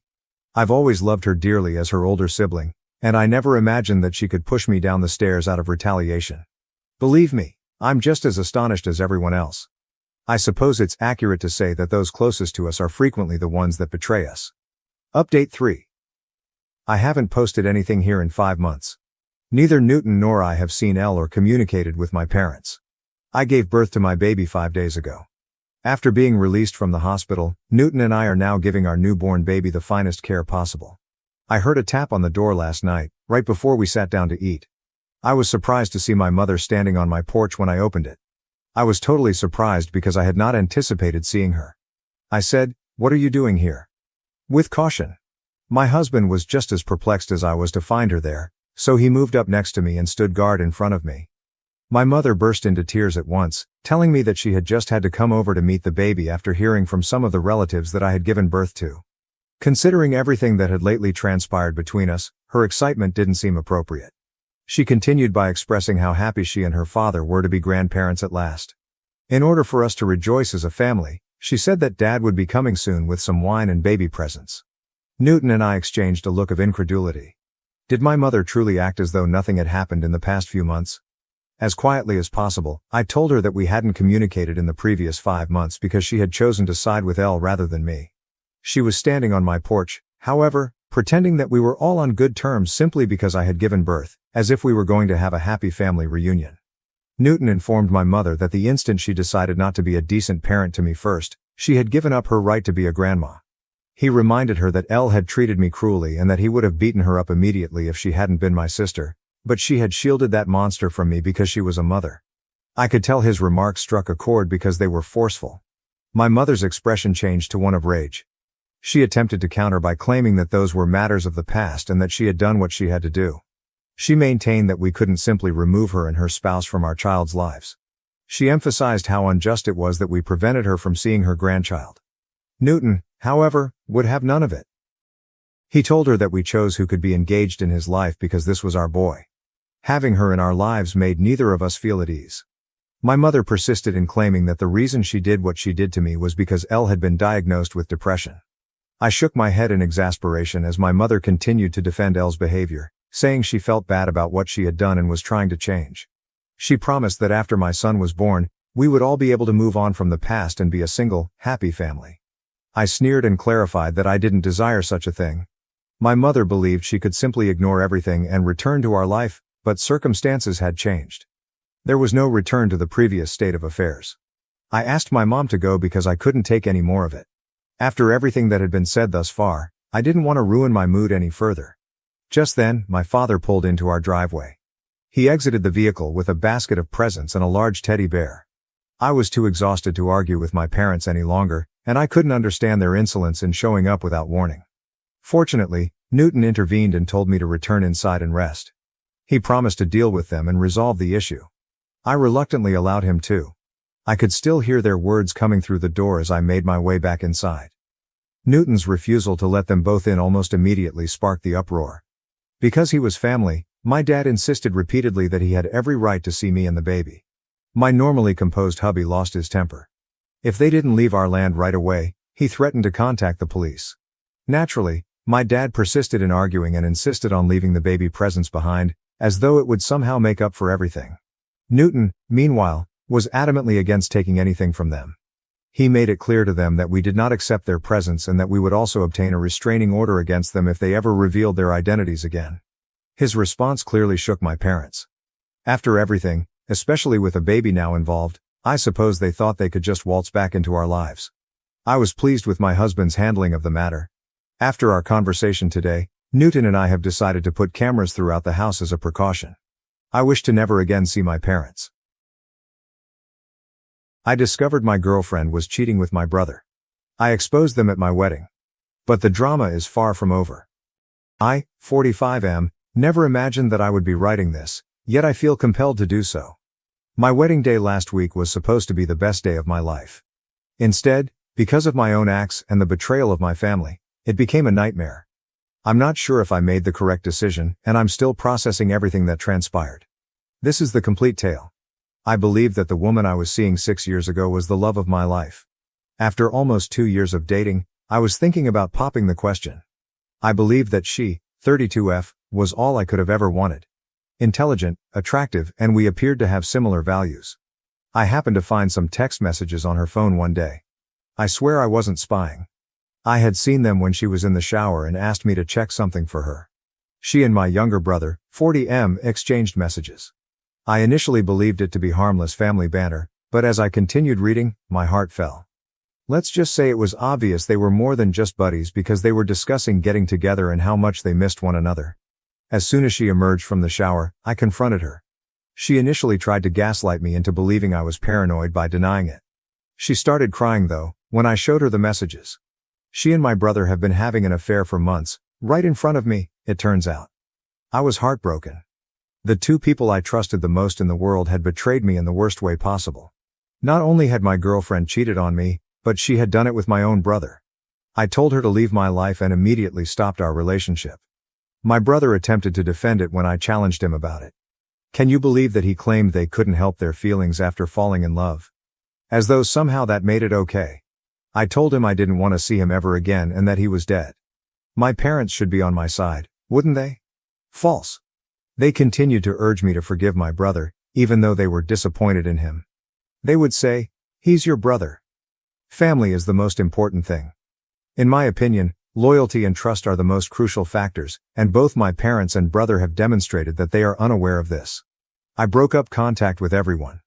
I knew I couldn't have individuals like that in my life, even though it was difficult. I spent the following couple years concentrating on myself. In order to deal with the trust issues this whole mess had caused me, I began therapy, put myself into my work, and gradually began to reconstruct my life. Then I met my now wife, 39F, approximately 2 years ago. She was patient, kind, and compassionate, unlike anyone I had ever encountered. She was aware of my background and my family's problems, but she never pressured me to get back in touch with them. I felt like I could trust someone again with her. The happiest moment of my life was when I proposed to her. I was thrilled to begin this new chapter as we began organizing our wedding. Naturally, neither my brother nor my parents were invited. They were no longer a part of my life, in my opinion. I did, however, inform my parents about the wedding, not because I wanted them to attend, but rather because I knew they would ultimately learn and I didn't want any trouble. I made it apparent that neither my brother nor they were welcomed. Of course, they tried to argue. My father gave me a family lecture and my mother sobbed, but I refused to back down. On the wedding day, everything went according to plan. I felt like I was finally receiving the happy ending I deserved. My wife looked stunning, and our friends were all there to support us. That is, until right before the ceremony started, my best man rushed up to me. "Your parents are here," he stated with a distressed expression. I felt like I had been punched in the stomach when they said, "And they brought your brother and his wife." Dare they? How dare they bring my brother, of all people, and arrive without invitation? I was enraged. They were supposedly unwilling to move, even after I told my best guy to tell them to leave. Barely able to control my rage, I called my father. I spat into the phone. "What the hell do you think you're doing?" He said, "Son, it's your wedding day." As though that clarified everything. "We're your family. We should be here." With a trembling voice I stated, "I made it clear you weren't invited. Especially not him." 6 years have passed, my father countered. "Don't you think it's time to let bygones be bygones? Your brother is sorry for what he did. He's married now. His wife is pregnant. Can't we just be a family again?" What I was hearing was unbelievable. Did they honestly believe that all would be forgiven if they simply showed up? That I'd throw open my arms to them? I said, "Get out," in a strong, icy tone. "All of you, get out now, or I'll have security remove you." "Don't be dramatic," my dad said. "We're already here. Just let us stay for the ceremony, for your mother's sake if nothing else." I was on the verge of losing it all when my wife showed up. She could see how unhappy I was because she had overheard a portion of the talk. "What's going on?" she inquired, her expression displaying worry. I told her what was going on, thinking she would be as upset as I was. However, my wife, always the rational one, suggested a middle ground. She answered, "Let them stay for the ceremony. It's not worth causing a scene and ruining our day. We don't have to interact with them. After the ceremony, they can leave." I understood her argument, even though I didn't like it. I did not want a family fight to be the only memory of our wedding. I agreed against my better judgment. The ceremony proceeded according to schedule. I made an effort to concentrate on my wife, our vows, and our professed love for one another. However, I couldn't help but be hyper-aware of my family members seated in the back rows, my father sitting rigidly with a fake smile on his face, my mother wiping her eyes with a handkerchief, my brother appearing uneasy, and his wife clearly pregnant. I noticed my parents approaching us after the ceremony while everyone was chatting and praising us. I stiffened, braced for conflict. However, my best man stopped them before they could get to us and reminded them of the deal, which was that they would go following the ceremony. I observed their silent argument, my father appearing stern and my mother making frantic gestures. At last, my brother and his wife followed them as they turned and departed. With a sigh of relief, I believed that the worst was behind us. The speeches followed though. In his emotional toast, my best man expressed his happiness for us and our friendship. Other friends joined in, offering wishes and amusing anecdotes. I then made the decision to give my own spontaneous speech, driven by a combination of rage, champagne, and a desire for vengeance. I got to my feet and clinked my glass to get attention. With all eyes on me, the room went silent. We hadn't planned for me to give a speech, so I could see my wife giving me a questioning look and probably wondering what I was doing. "To my brother," I murmured, maintaining my composure in spite of the rage that was building within me. There was a whisper in the audience. Those who were aware of my past relationship with my brother appeared perplexed, while those who were not likely found this to be a kind gesture. Adding, "My brother isn't here today. But I'd like to thank him all the same. You see, if it wasn't for him I might never have met my wife." I stopped, sipped my champagne and looked around the room. My brother and dad, who had been about to leave, had halted their journey. Their looks were a mix of fear and optimism as they stared at me. 6 years ago my brother did me a huge favor, I remarked, sarcasm leaking out of my voice. He showed me exactly the kind of person he is by having an affair with my girlfriend. Deathly silence fell in the room. I couldn't stop, even though I could see the discomfort and shock on people's faces. I was releasing years' worth of repressed hurt and rage. I went on. That betrayal taught me a lot. It taught me that the people you trust the most can hurt you the deepest. It taught me that family doesn't always mean loyalty or love. And most importantly, it set me on the path that led me to my wife. I noticed the worry in her eyes as I turned to face her. However, I was too far gone to turn back now. I said, "So thank you, brother," as I lifted my glass. Thank you for showing me what true betrayal looks like. Thank you for teaching me that blood isn't always thicker than water. And thank you for being such a monumental screw-up that it made me work on myself. Made me become a better person, a person worthy of someone as amazing as my wife. After emptying my glass, I placed it firmly on the table. The silence that followed was deafening. I could see my brother's wife staring at him in disgust and shock, my parents looking like they'd been slapped, and my brother, well, he couldn't even look up from the floor. "Oh, and Mom and Dad," I added, "thanks for showing up uninvited and bringing him along." It gave me the perfect opportunity to let everyone know exactly what kind of family I come from. I felt a weight lift as the door closed behind them, but it was quickly replaced by another one as I turned to face the stunned crowd of our wedding guests. My brother's wife practically dragged him out as they left, followed by my parents, my mother crying and my father red-faced with embarrassment or anger, I couldn't tell. The hush was broken by my wife first, who gestured to the waiters and remarked, "I think we could all use another drink." Suddenly, the enchantment was broken. And conversation resumed, though I could hear whispers of my name everywhere in the room. With a look of disappointment and worry on her face, my wife drew me aside and questioned, "Was that really necessary?" I replied, "I'm sorry," as the adrenaline left my body. I couldn't let them get away with showing up like that, trying to play happy families after everything they've done. Squeezing my hand, she sighed and added, "I know what you mean, but this was meant to be our day. About us, our future, not about your past." She was obviously correct. In my rage, I had made our wedding about my family's turmoil rather than our love. I experienced a small remorse, but it was outweighed by the relief of finally getting my point over. I tried to refocus the conversation to more upbeat subjects, but I could tell that my outburst had clouded the event. The remainder of the reception was a bit of a haze, with people approaching me repeatedly, some expressing support and others obviously uncomfortable. I didn't really realize the consequences of what I had done until later that evening, when my wife and I were by ourselves in our hotel room. I sat heavily on the edge of the bed and whispered, "I'm so sorry, I ruined our wedding day." "You didn't ruin it," my wife remarked quietly as she sat next to me and took my hand in hers. "It wasn't perfect, but it was real, and that's what matters." I exclaimed, "How did I get so lucky to find you?" As I gazed at her, amazed by her forgiveness and understanding. She said, "I love you and I'm on your side, always," with a smile that quickly changed to a serious face. "But what you did today, it's going to have consequences. Are you ready for that?" she said. I gave a hesitant nod. "I believe so," I murmured. "We'll deal with whatever comes up together, right?" she said, "Always," and leaned in to give me a kiss. I couldn't help but wonder what those repercussions might be as we went to bed that night. I had publicly humiliated my family and exposed our private issues to the world, and while I felt justified because they had invited themselves, I was also concerned about the fallout. How would this impact my wife, who had been nothing but supportive, but I knew this wasn't what she'd agreed to when she decided to marry me. Would my brother's marriage survive this revelation? Would my parents ever talk to me again? I silently promised myself and my wife as I fell asleep that I would confront whatever came next, stop avoiding my history, stop allowing my family's behavior to dictate my life and start thinking about our future, mine and my wife's.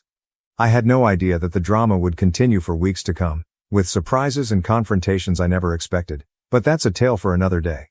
For the time being, I'm left wondering, did I make the right decision? Did I sink to their level or was it okay to publicly shame my family? And most importantly, how do I proceed from here? Thank you for reading this far. I feel like I'm at a crossroads and I'm not sure which path to go, so I would appreciate any thoughts or ideas. First update. Life threw me another curveball a week after the wedding disaster, just when I thought things may settle down. I know this is out of the blue, but I need to talk to you in person, if possible. There are things I need to know, and I think you're the only one who can give me honest answers, said my brother's wife, 35F, in a trembling voice when she called me yesterday. Incredulous, I frantically tried to think of what she may want to discuss, and then it dawned on me. The wedding. my speech, and the disclosure of my brother's affair. As soon as I hung up, I went to locate my wife, who was working on some files in our home office, and she realized something was wrong after seeing my face. I told her I would consider it and get back to her. I told her what was going on, half expecting her to instruct me to keep my mouth shut, but my wife, as usual, took me by surprise. "I think you should meet with her," she remarked after giving it some thought. "You see, we can't change what's already done. However, your brother's wife is innocent in all of this. She is now enmeshed in a tangle that she did not cause. Don't you think you should give her some closure if you can?" She was correct, and even though I wanted to forget about it, I couldn't deny that my actions at the wedding had probably completely upended this woman's life. And she was pregnant, for crying out loud, and that the stress of it all couldn't be good for her or the unborn child. My wife agreed to accompany me for support, so I called my brother's wife back and set up a meeting for the following day at a quiet cafe. My heart sank when I saw my brother's wife enter. She looked exhausted and drawn, her eyes red-rimmed as if she had been crying. She must have been in her third trimester, and as she drew nearer, I could see that her pregnancy was even farther along than I had thought. This made me feel guilty once more. As she slid into the chair across from us, she said, "Thank you for meeting me. I need to know everything, from the beginning. I need to understand what happened between your brother and your ex-girlfriend. When it started, how long it went on. Everything." I inhaled deeply before telling her everything. How I had discovered the messages on my ex's phone. How I had confronted them both. How they had attempted to defend it by claiming to have fallen in love.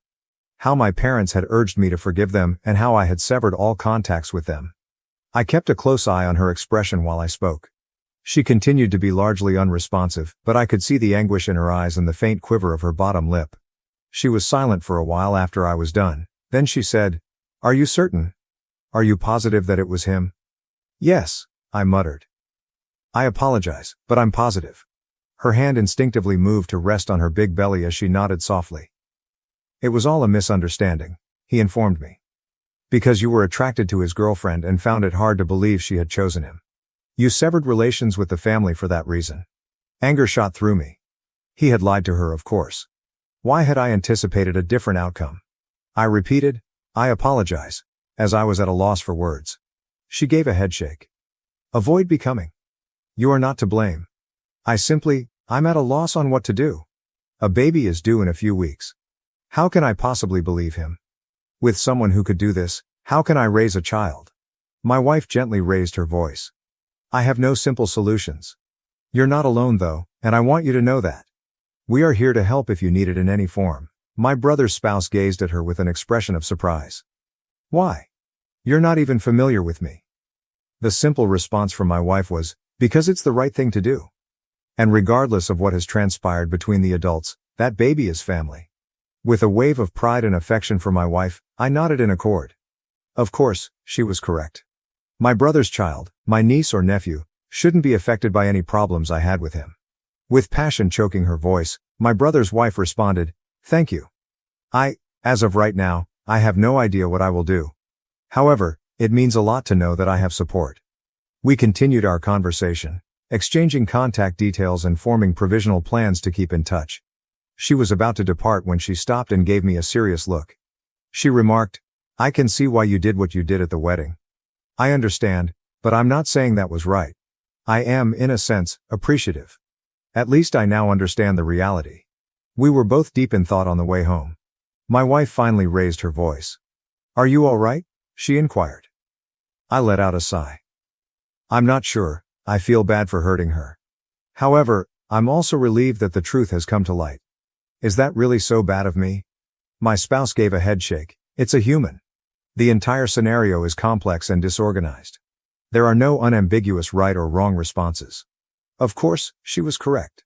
However, I couldn't get rid of the impression that this was only the beginning. The truth was now known to my brother's wife. But how would she use that knowledge? Would she go up to my brother? Drop him? What about the infant? I became aware that what I had done at the wedding had started a series of uncontrollable occurrences. My brother's wife and their unborn child were the first innocent people caught in the crossfire, and that was all I could do at this point. I looked to my wife as we walked into our house. I said, "I appreciate you being here and helping me through this whole thing." She gave me a gentle kiss while grinning. "Never," she answered. "Remember that we are a team." I nodded, appreciating her steadfast assistance. At least I knew I wouldn't have to face it alone, no matter what happened next. But I couldn't stop thinking as I lay in bed that night, unable to fall asleep. What would happen tomorrow, and how many more lives would be impacted by the truth I had let loose? Second update. Since my last report 2 weeks ago, a lot has happened in the scenario. Even though I'm still processing everything, I feel obligated to tell you what has transpired. As I previously stated, my brother's wife contacted me in an attempt to get the truth about the events that transpired between my brother and my ex-girlfriend 6 years prior. I told her everything when we first met. To put it mildly, the talk was challenging. She contacted me again a week later, her voice emotional and tremulous. She said, "Can we get together again? I don't know who else to turn to, and I need to talk to someone." The following day, my wife and I met her at the same cafe.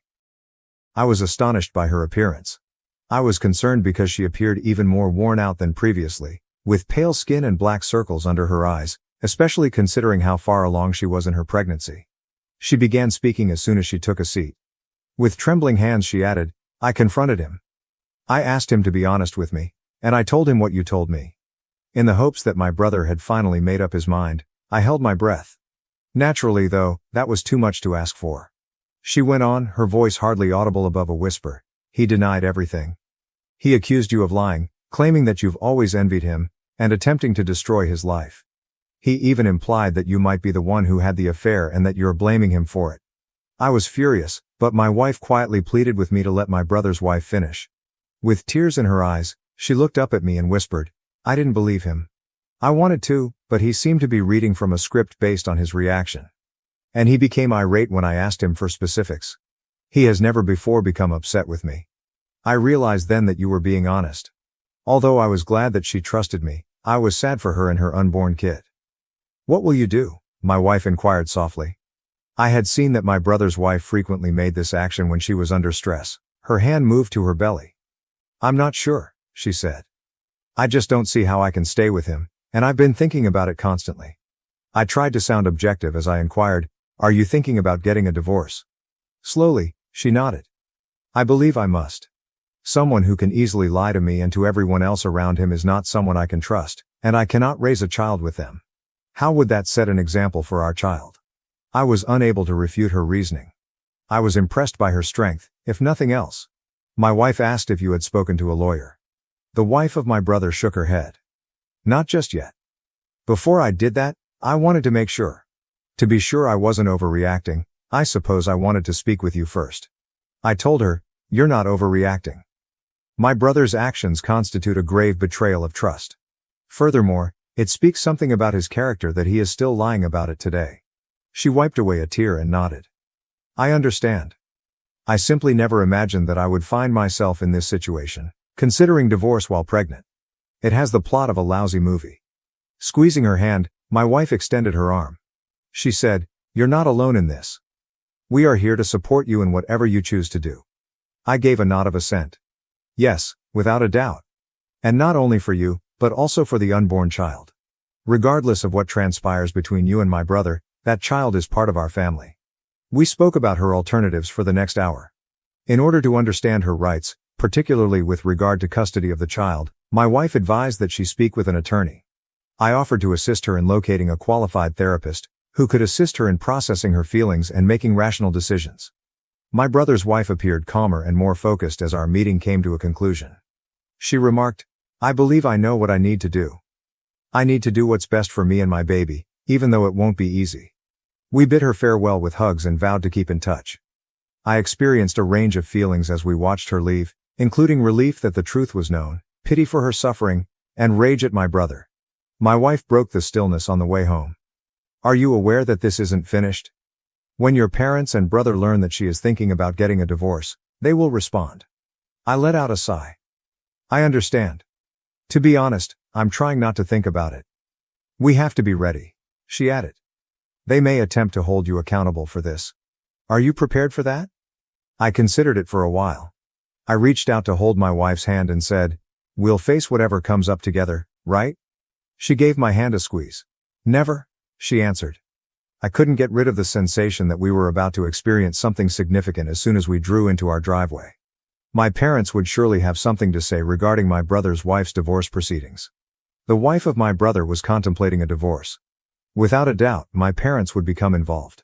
And me, I was at the center of everything. But I felt like I was on the right side of things for the first time in years. With my wife by my side and the assurance that we were doing morally, I was prepared to confront the truth, no matter what came next. For the first time in a long time, I felt strong.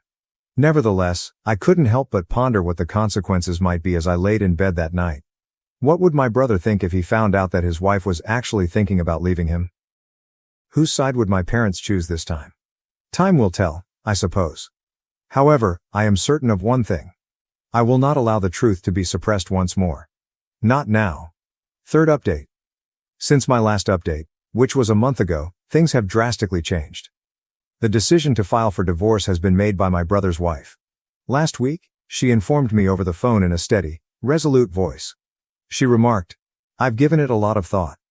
I've spoken with a therapist and a lawyer. After everything that has transpired, I am unable to remain in this marriage." I was concerned about her future, but I was also happy that she was advocating for herself.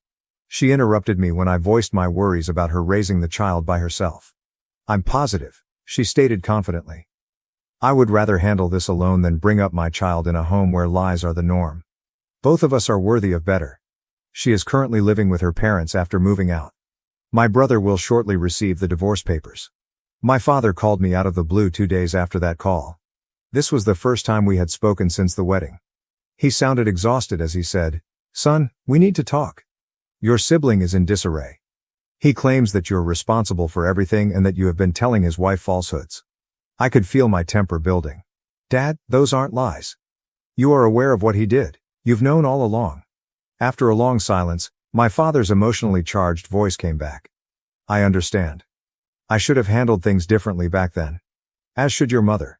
We were wrong to insist that you pardon him." I was taken aback. Neither of my parents had ever acknowledged their mistakes before. "My brother wasn't managing the situation well," my father continued. "He has been drinking a lot," my dad stated. "He came to our house and said that you had destroyed his life. To try to resolve everything, your mother wants to call a family meeting," he continued.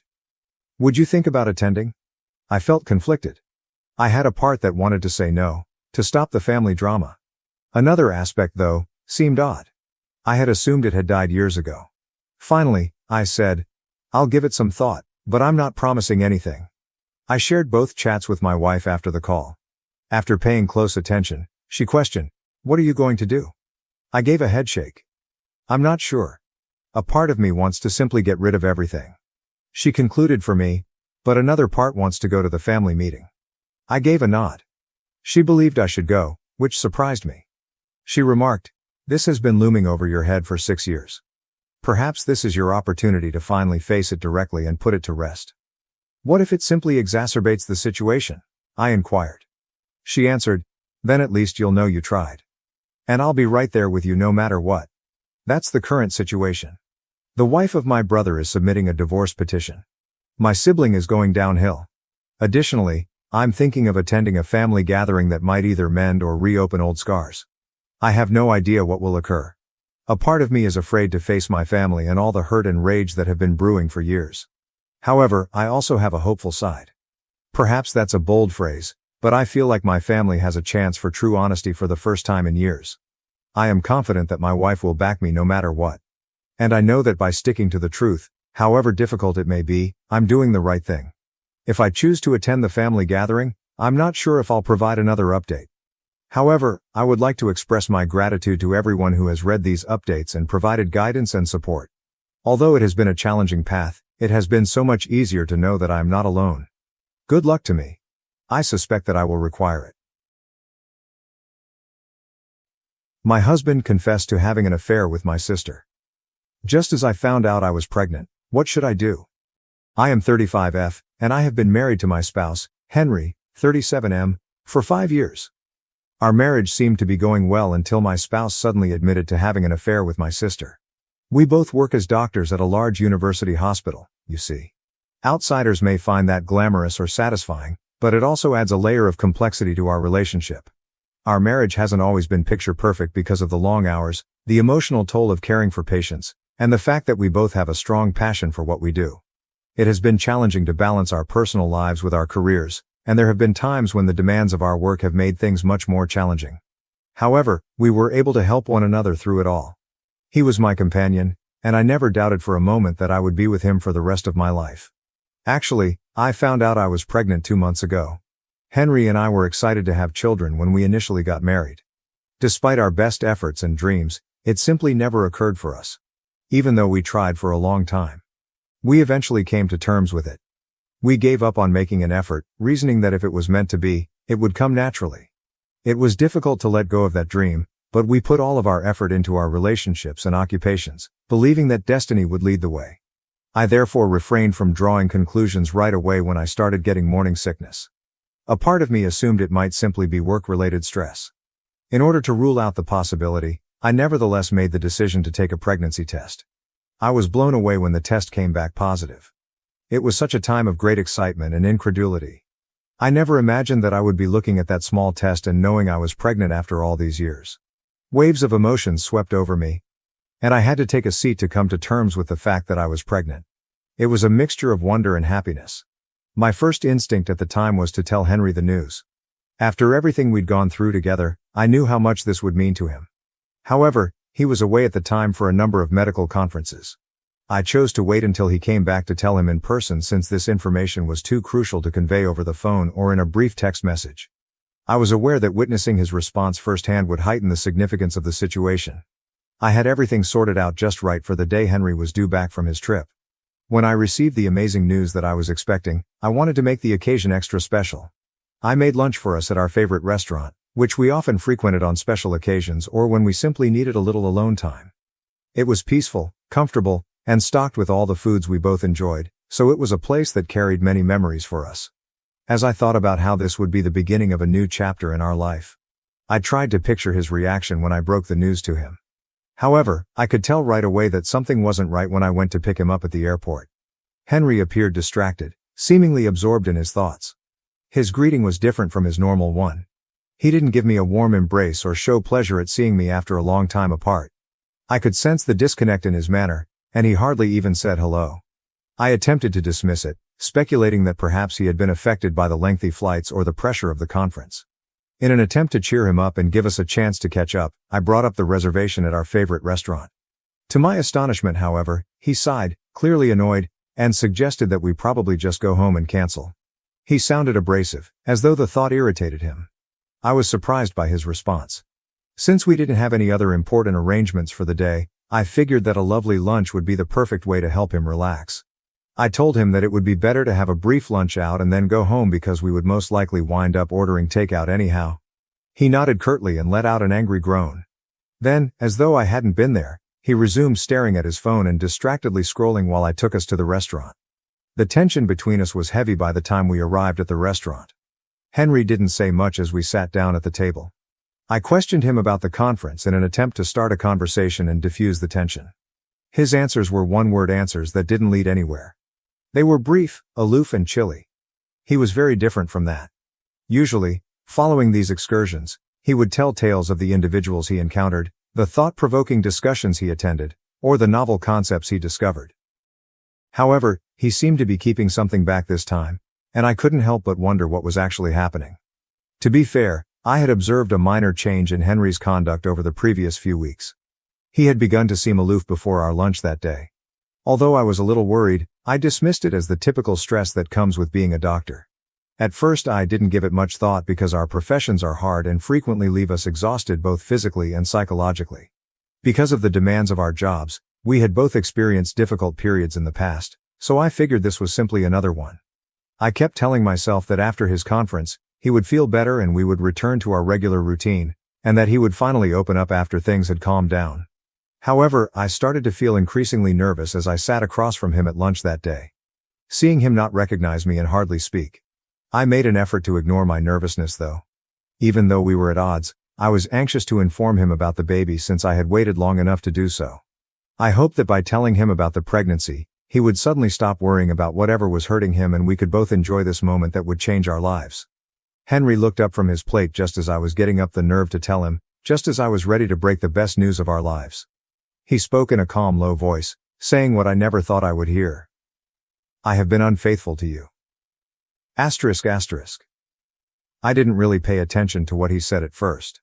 For a moment I believed I had misheard the clatter of talking and clinking dishes that filled the restaurant.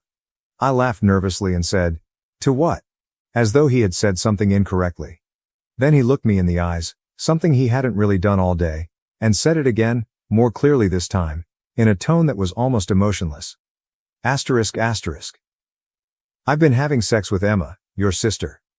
Asterisk asterisk. The world around me seemed to stop at that very instant. My face became numb. My sister and my husband were having an affair. Asterisk asterisk Emma. Asterisk asterisk. My sister, of all people. I gazed at him, trying to make sense of what he had said. What do you mean? I questioned him again, even though I knew in my heart. Even though I didn't want to believe it, his expression made it obvious. He simply sat there and looked directly at me with such a detached and dispassionate air, as if this were just another truth he was stating, something trivial and unimportant. The man I believed I knew, the man I had loved and trusted for so many years, was nowhere to be seen, and there was no regret. Everything I had known, including our marriage, our relationship, and even my own sister, seemed to be disintegrating before my very eyes, and I had no control over it. I could feel the sting of betrayal in the pit of my breast, and tears started to fill up in my eyes. When did it start? I questioned him in a shaky voice. I had to know. Some part of me hoped that perhaps this was all an error or misunderstanding, but I wasn't sure why. Almost casually, he started telling me about his and Emma's several months of sleeping together. With every syllable, my heart fell deeper. He clarified that it all began when Emma ended her relationship with her previous boyfriend.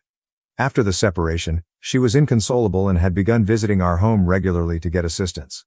I can still clearly recall those times. In an effort to support her during such a trying time, I had invited her into our house.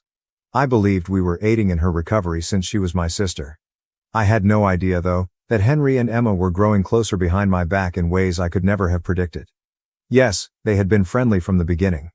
At the time, I really recall thinking it was wonderful that my sister and my husband got along so well. Knowing how close our family was to one another comforted me. However, I never imagined they were close, that they were sharing a bed, not even in my worst dreams. The enormity of the betrayal from both of them was too much for me to comprehend. I could feel my surroundings becoming hazy as Henry went on to describe his affair. He was no longer someone I wanted to hear. Nothing made sense. I thought I was about to get sick as my stomach rumbled. I snatched my keys from the table and sprang to my feet. The fact that we were in the center of a packed restaurant didn't bother me. The possibility that people were observing didn't bother me. I simply needed to leave.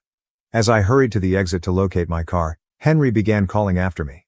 I didn't see my phone buzzing till I was in the car and heading home. Of course it was Henry. He contacted me again, reprimanding me for leaving him at the restaurant and for overreacting in front of everyone, rather than offering an apology. I yelled into the phone for him to leave me alone and take an Uber. As I drove home, my heart broken and my mind racing, I could hardly see the road through my tears. I shut myself in our bedroom as soon as I arrived home. I started crying hysterically at that point because the truth of what had just transpired hit me hard. I was unable to comprehend it. My own sister and my spouse, the man I loved. How could they have betrayed me in this manner? I sobbed till my body was totally worn out and I had no more tears to shed. Henry must have returned to the house at some time. His voice was muffled by the wood when I heard him knock on the bedroom door. I couldn't stand him. Even though he insisted on talking. I was no longer able to listen to him. I curled up in a ball on the bed, my sobs smearing the pillow, refusing to open the door. I must have slept off at some point, but I'm not sure how long I remained that way.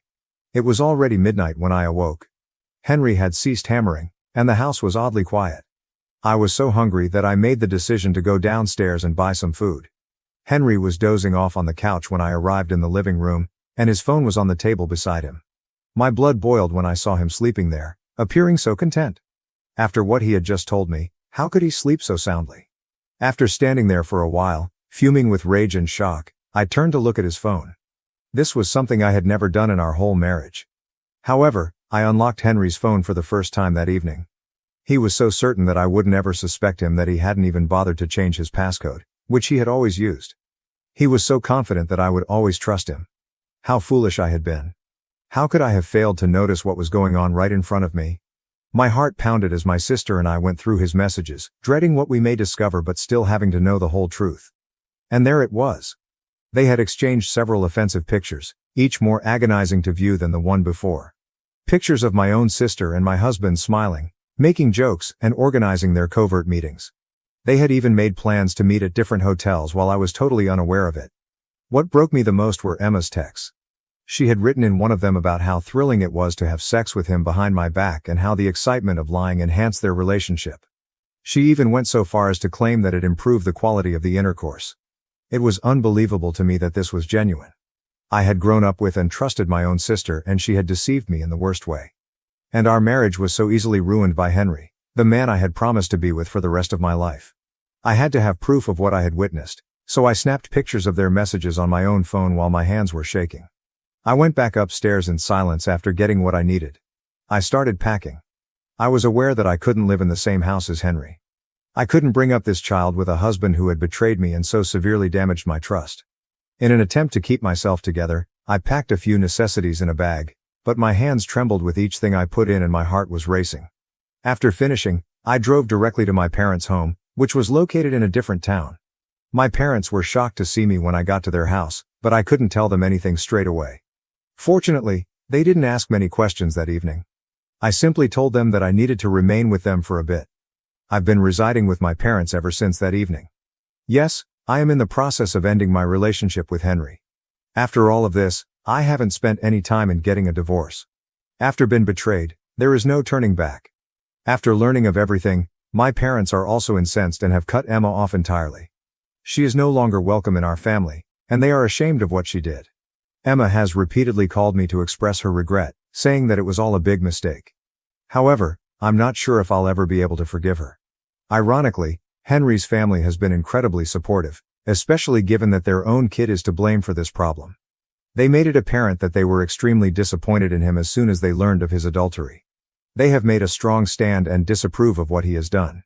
He has been informed that they will not allow my sister into their family.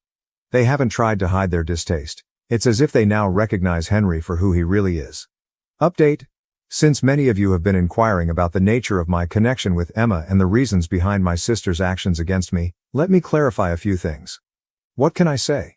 Throughout our childhood, we had what I believe to be a typical sibling connection. Our parents loved us both equally, and none of us was the golden child of the family. There were never any serious arguments or jealousies between us. This stings even more because I have always loved my sister no matter what. I honestly worried about her when she went through her breakup 6 months ago. I am not blind to the irony that Emma's ex was discovered cheating on her with a coworker. I wanted to be there for her as her big sister because she was in complete despair. To help her recover and get back on her feet, I proposed that she remain with us for a bit.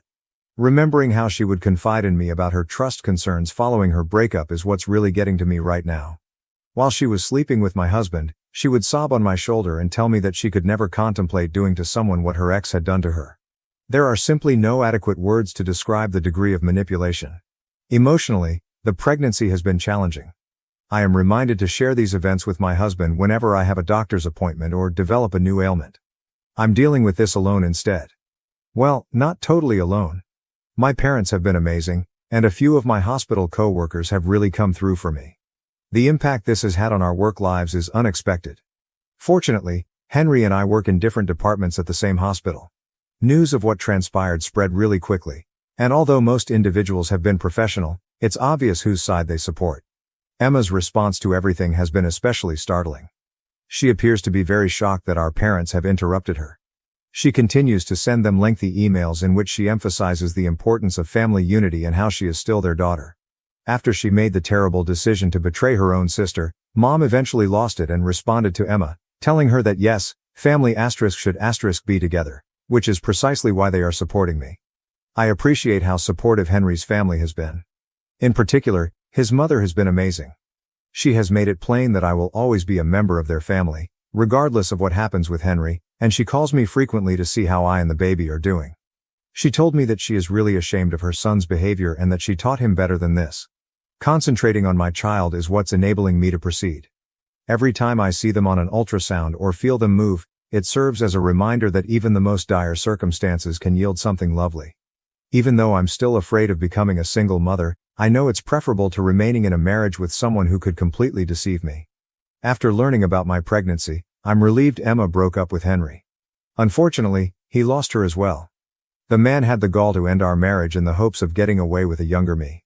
Naturally, this does not imply that I will ever forgive Emma, but I am relieved that Henry is now alone. I'm taking each day as it comes for the time being. Despite all the stress, I'm attempting to concentrate on keeping my pregnancy healthy while the divorce proceedings proceed. I'm thankful to everyone who has helped me along the way, and I'm gradually realizing that sometimes the family you select is more resilient than the one you were born into. I have no idea what the future may bring, but I do know that my child and I both deserve better than what Henry and Emma did to us. Update 2. Henry made the decision to visit my parents' house once more in an attempt to make things better, but this time the situation worsened. He began by attempting to persuade me to reconcile. He explained to me that parents must occasionally give up something for their kids. He continued by saying that our child deserved to have two parents rather than just one. However, I had had enough of this story. I told him straight out that he didn't even *1* this baby until recently. For heaven's sake, he had wished for me to miscarry. And all of a sudden, he's talking about the value of sacrifice and family. He attempted to change his mind when I threw that in his face, claiming that perhaps he would change his mind after holding the kid. Like all his previous promises, his words were empty. I confronted him directly. He had an affair with my sister. We had almost little possibility of ever reconciling. However, Henry chose to turn the tables on me rather than take accountability. He began to blame me for his affair, claiming that I was constantly preoccupied with work and that I had not shown him affection for months. This was typical Henry, always attempting to place the blame elsewhere and make me feel responsible for his treachery. Before we were married, he was well aware of who I was. Before we met, we had worked together for years, so why was he acting so startled now? He began complaining about Emma at that point. He accused me of failing to recognize that he had been unfaithful to me for months and said that she had failed to support him when he was feeling weak. He seemed to be apologizing to me for not spotting him in the act sooner.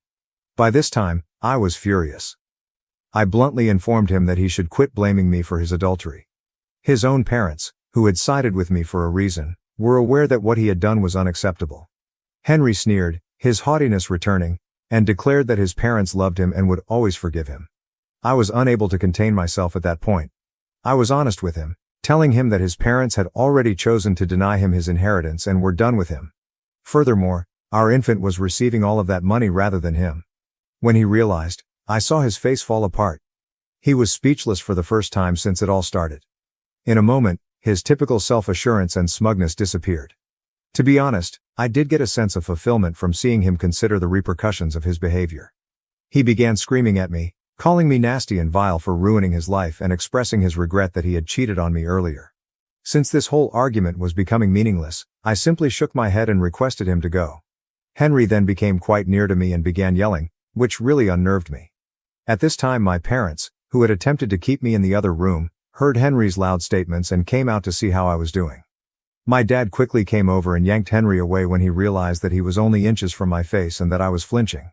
I saw my father strike Henry across the face. At first, Henry was confused and unable to comprehend what had just transpired. Then my dad, who was much taller than him, took hold of his collar, pulled him out, and pushed him out the door. I heard my father threatening him aloud that it would be his last day on earth if he ever revealed his face to us again. Henry has been completely silent for days after that. I suppose everything has really shook him up. Now that he hasn't texted or called, I can finally relax. I'm so appreciative that my father defended me, and I'm eager to get a divorce from this awful man and permanently end this phase of my life. Update 3. My previous update was 8 months ago. For those who have been following my journey, I just wanted to let you know how things are doing. Regarding my pregnancy, my daughter is doing well after I gave birth. In addition to continuing to see me, Henry's parents have established a trust fund for her. They have cut Henry off from the family and don't want anything to do with him. I have full custody of my child and have finally achieved the divorce I desired. For the time being, Henry's only duty is to pay child support. He paid a large amount of alimony because of his affair, but he didn't argue with me about anything during the divorce process. Henry made an effort to portray himself as a changed guy who merited partial custody during the custody proceedings.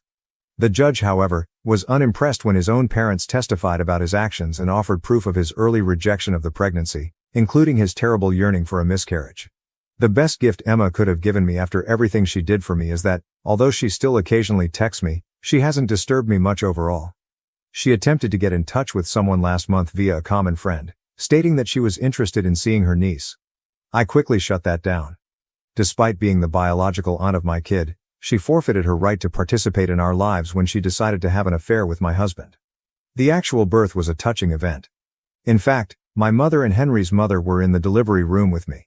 She swore to make sure her granddaughter would always know she was loved, despite her father's actions, and it was a wonderful moment as she held her for the first time. By making frequent visits and being the kind of grandma every child deserves, she has fulfilled her commitment. The most lovely thing that has emerged from this entire catastrophe is my kid. Fortunately, she doesn't look much like Henry, and she has my eyes. Every significant event, like her first giggle or grin, serves as a reminder that leaving was the right choice. Sharing these priceless moments with someone who had so severely betrayed me was unthinkable. Henry's parents have provided him with more than enough financial assistance. In addition to creating the trust fund, they have insisted on paying for all of my medical bills and assisting me in starting a college fund. Their grandchild should never have to rely on Henry for anything, they stated.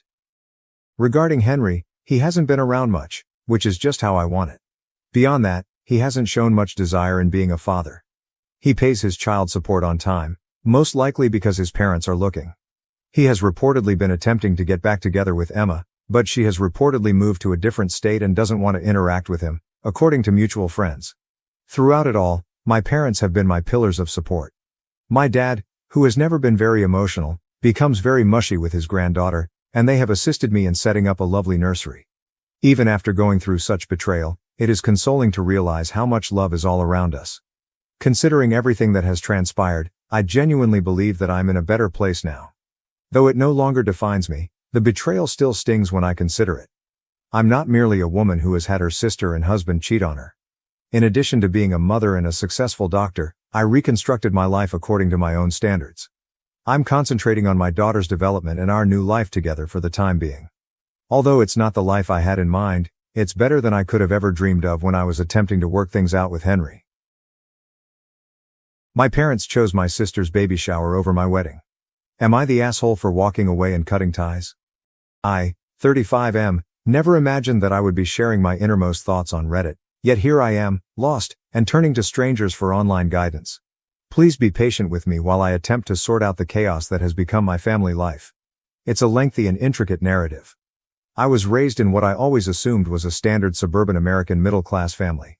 For the first 10 years of our life, my sister, 32F, who is 3 years younger than I am, and I were inseparable.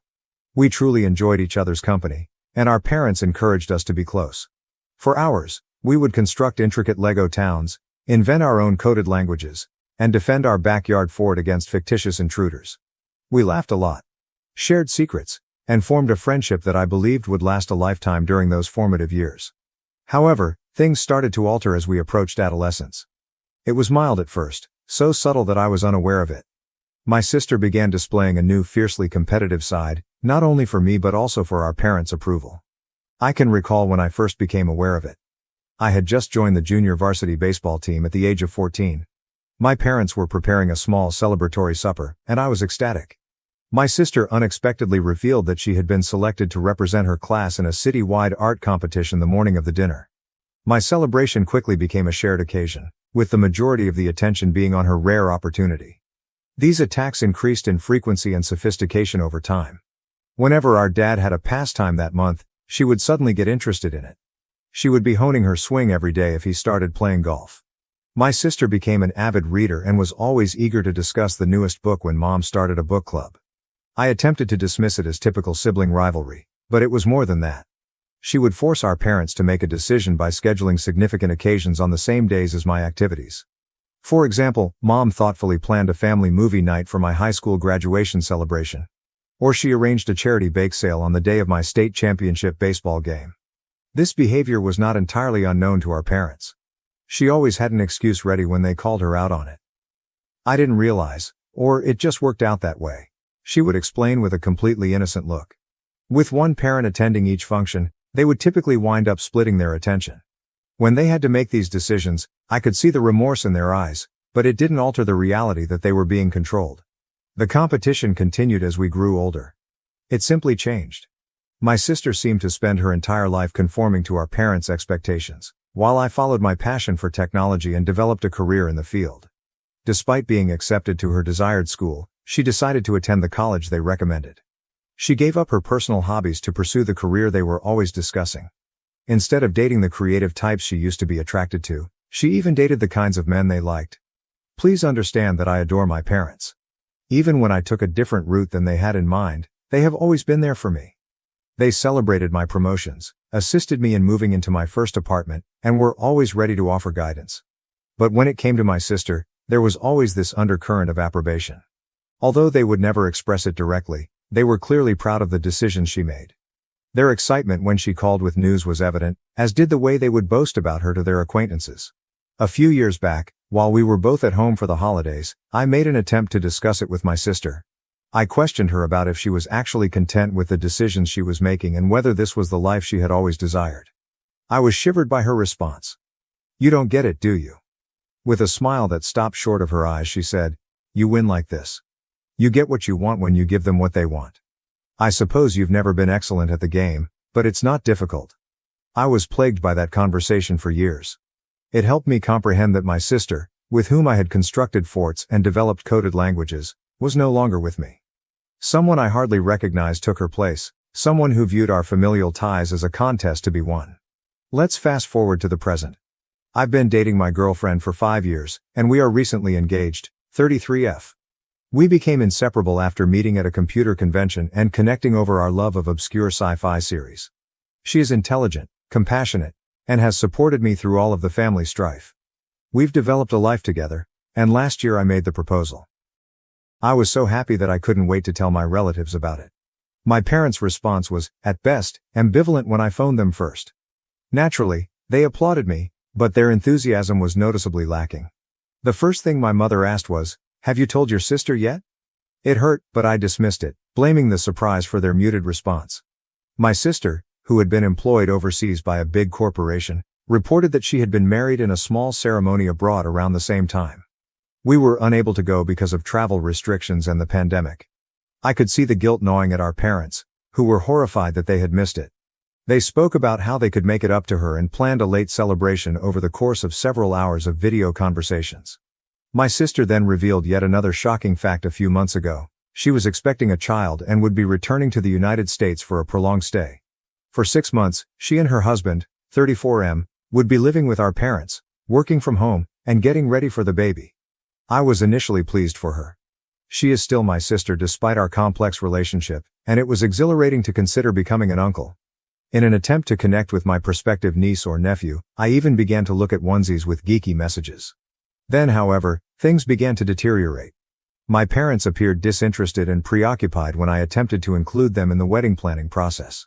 The topic of my sister's pregnancy or her impending visit somehow came up in every conversation. They would wind up talking about how they were redoing the guest room for my sister's stay when I called to ask their opinion about venues.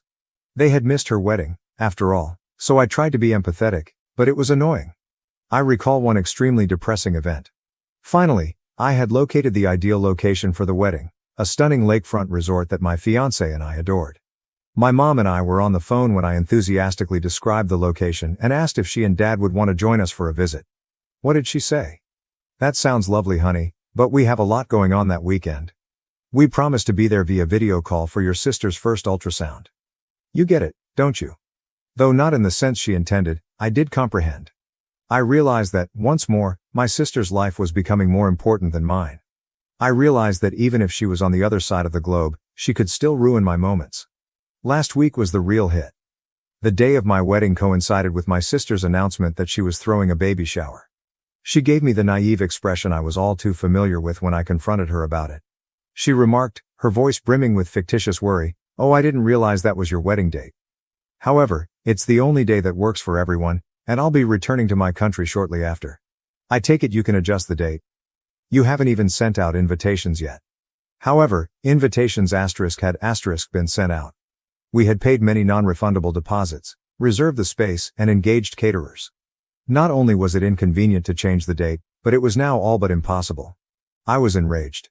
This was my wedding day, the day my fiancé and I had been fantasizing about and planning for months, not just some high school function that she could ruin.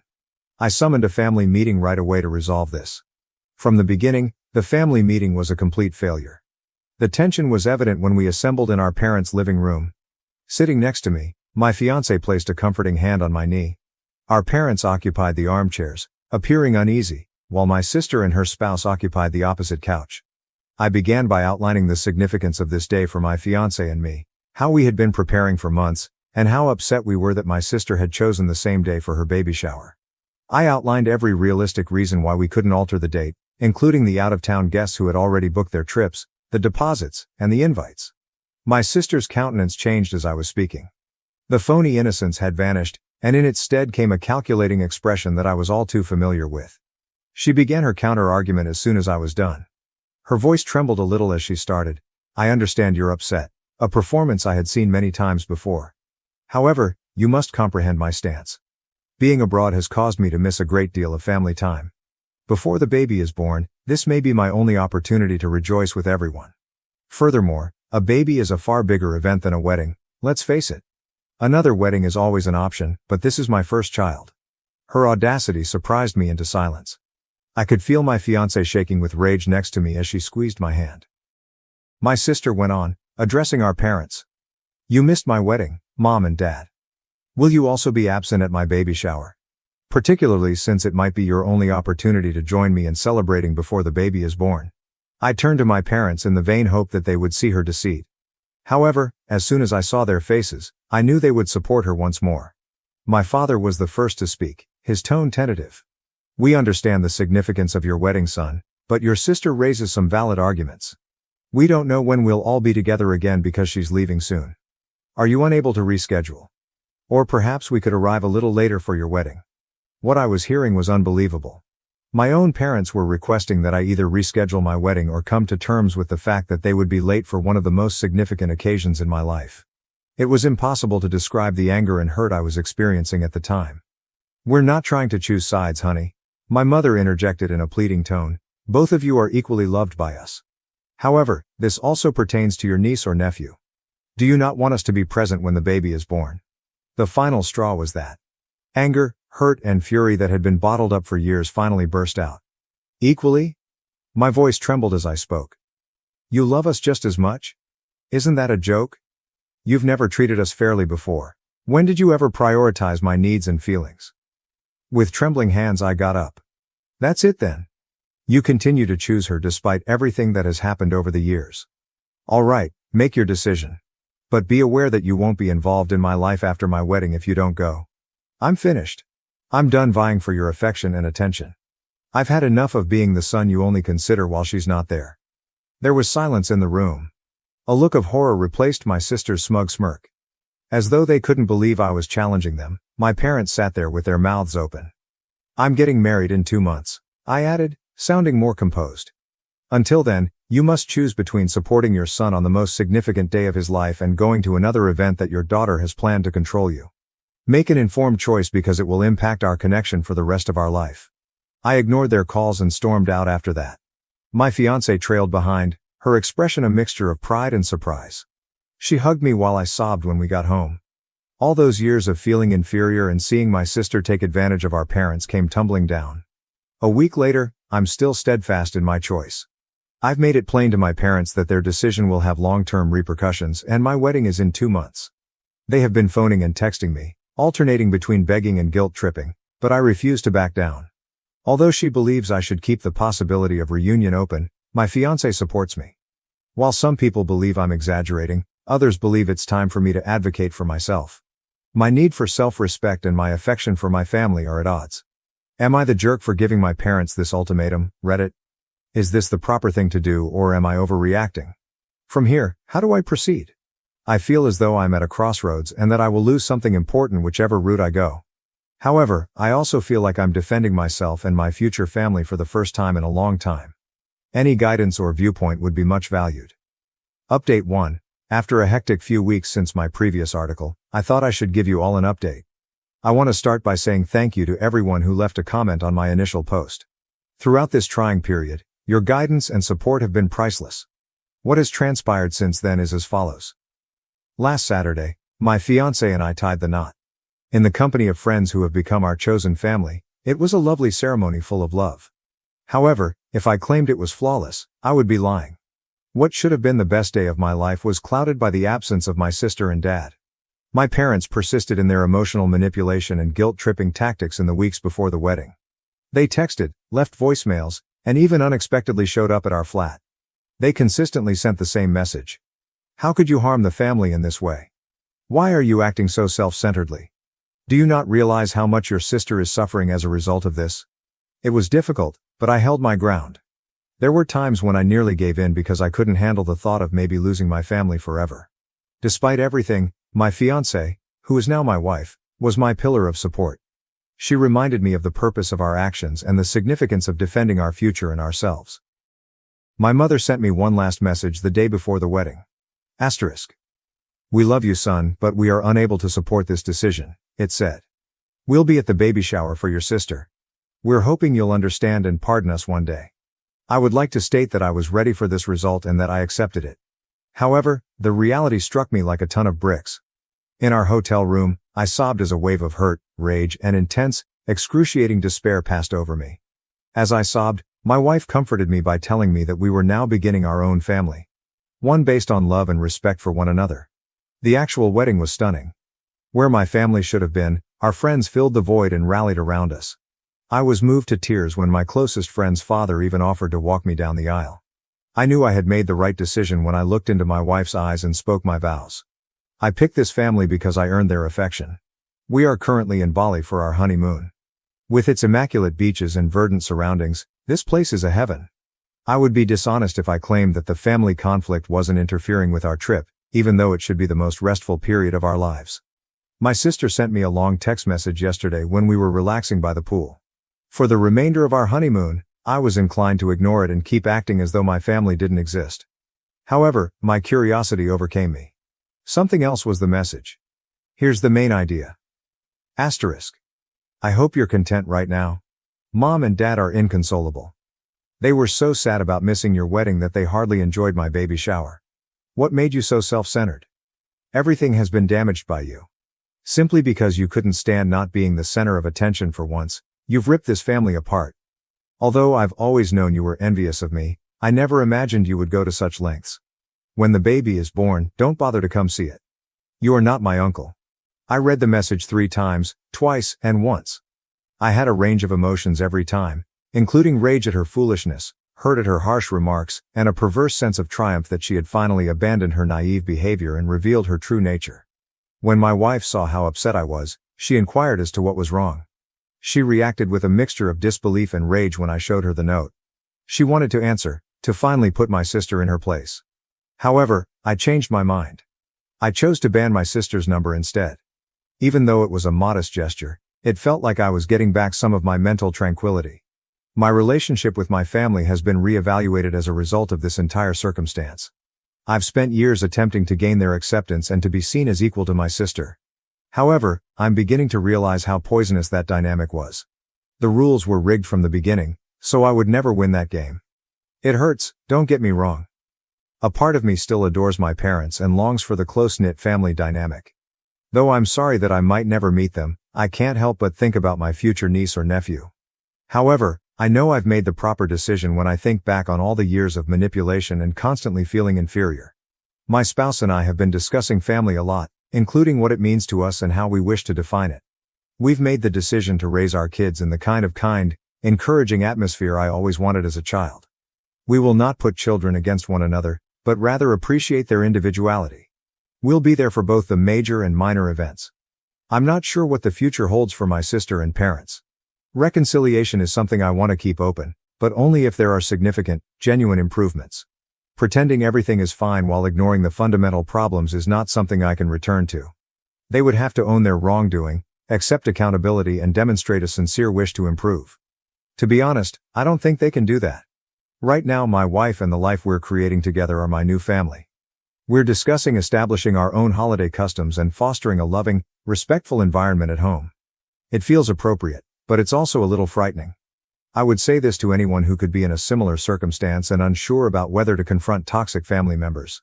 It's difficult, but it's worthwhile. Your happiness, your self-respect, and your peace of mind are all valuable. Even if they are relatives, don't give them up for individuals who don't genuinely appreciate you. For the first time in a long time, I feel hopeful, even though I have no idea what the future contains. More valuable than any familial approval is the life I'm creating on my own terms with a spouse who values and supports me.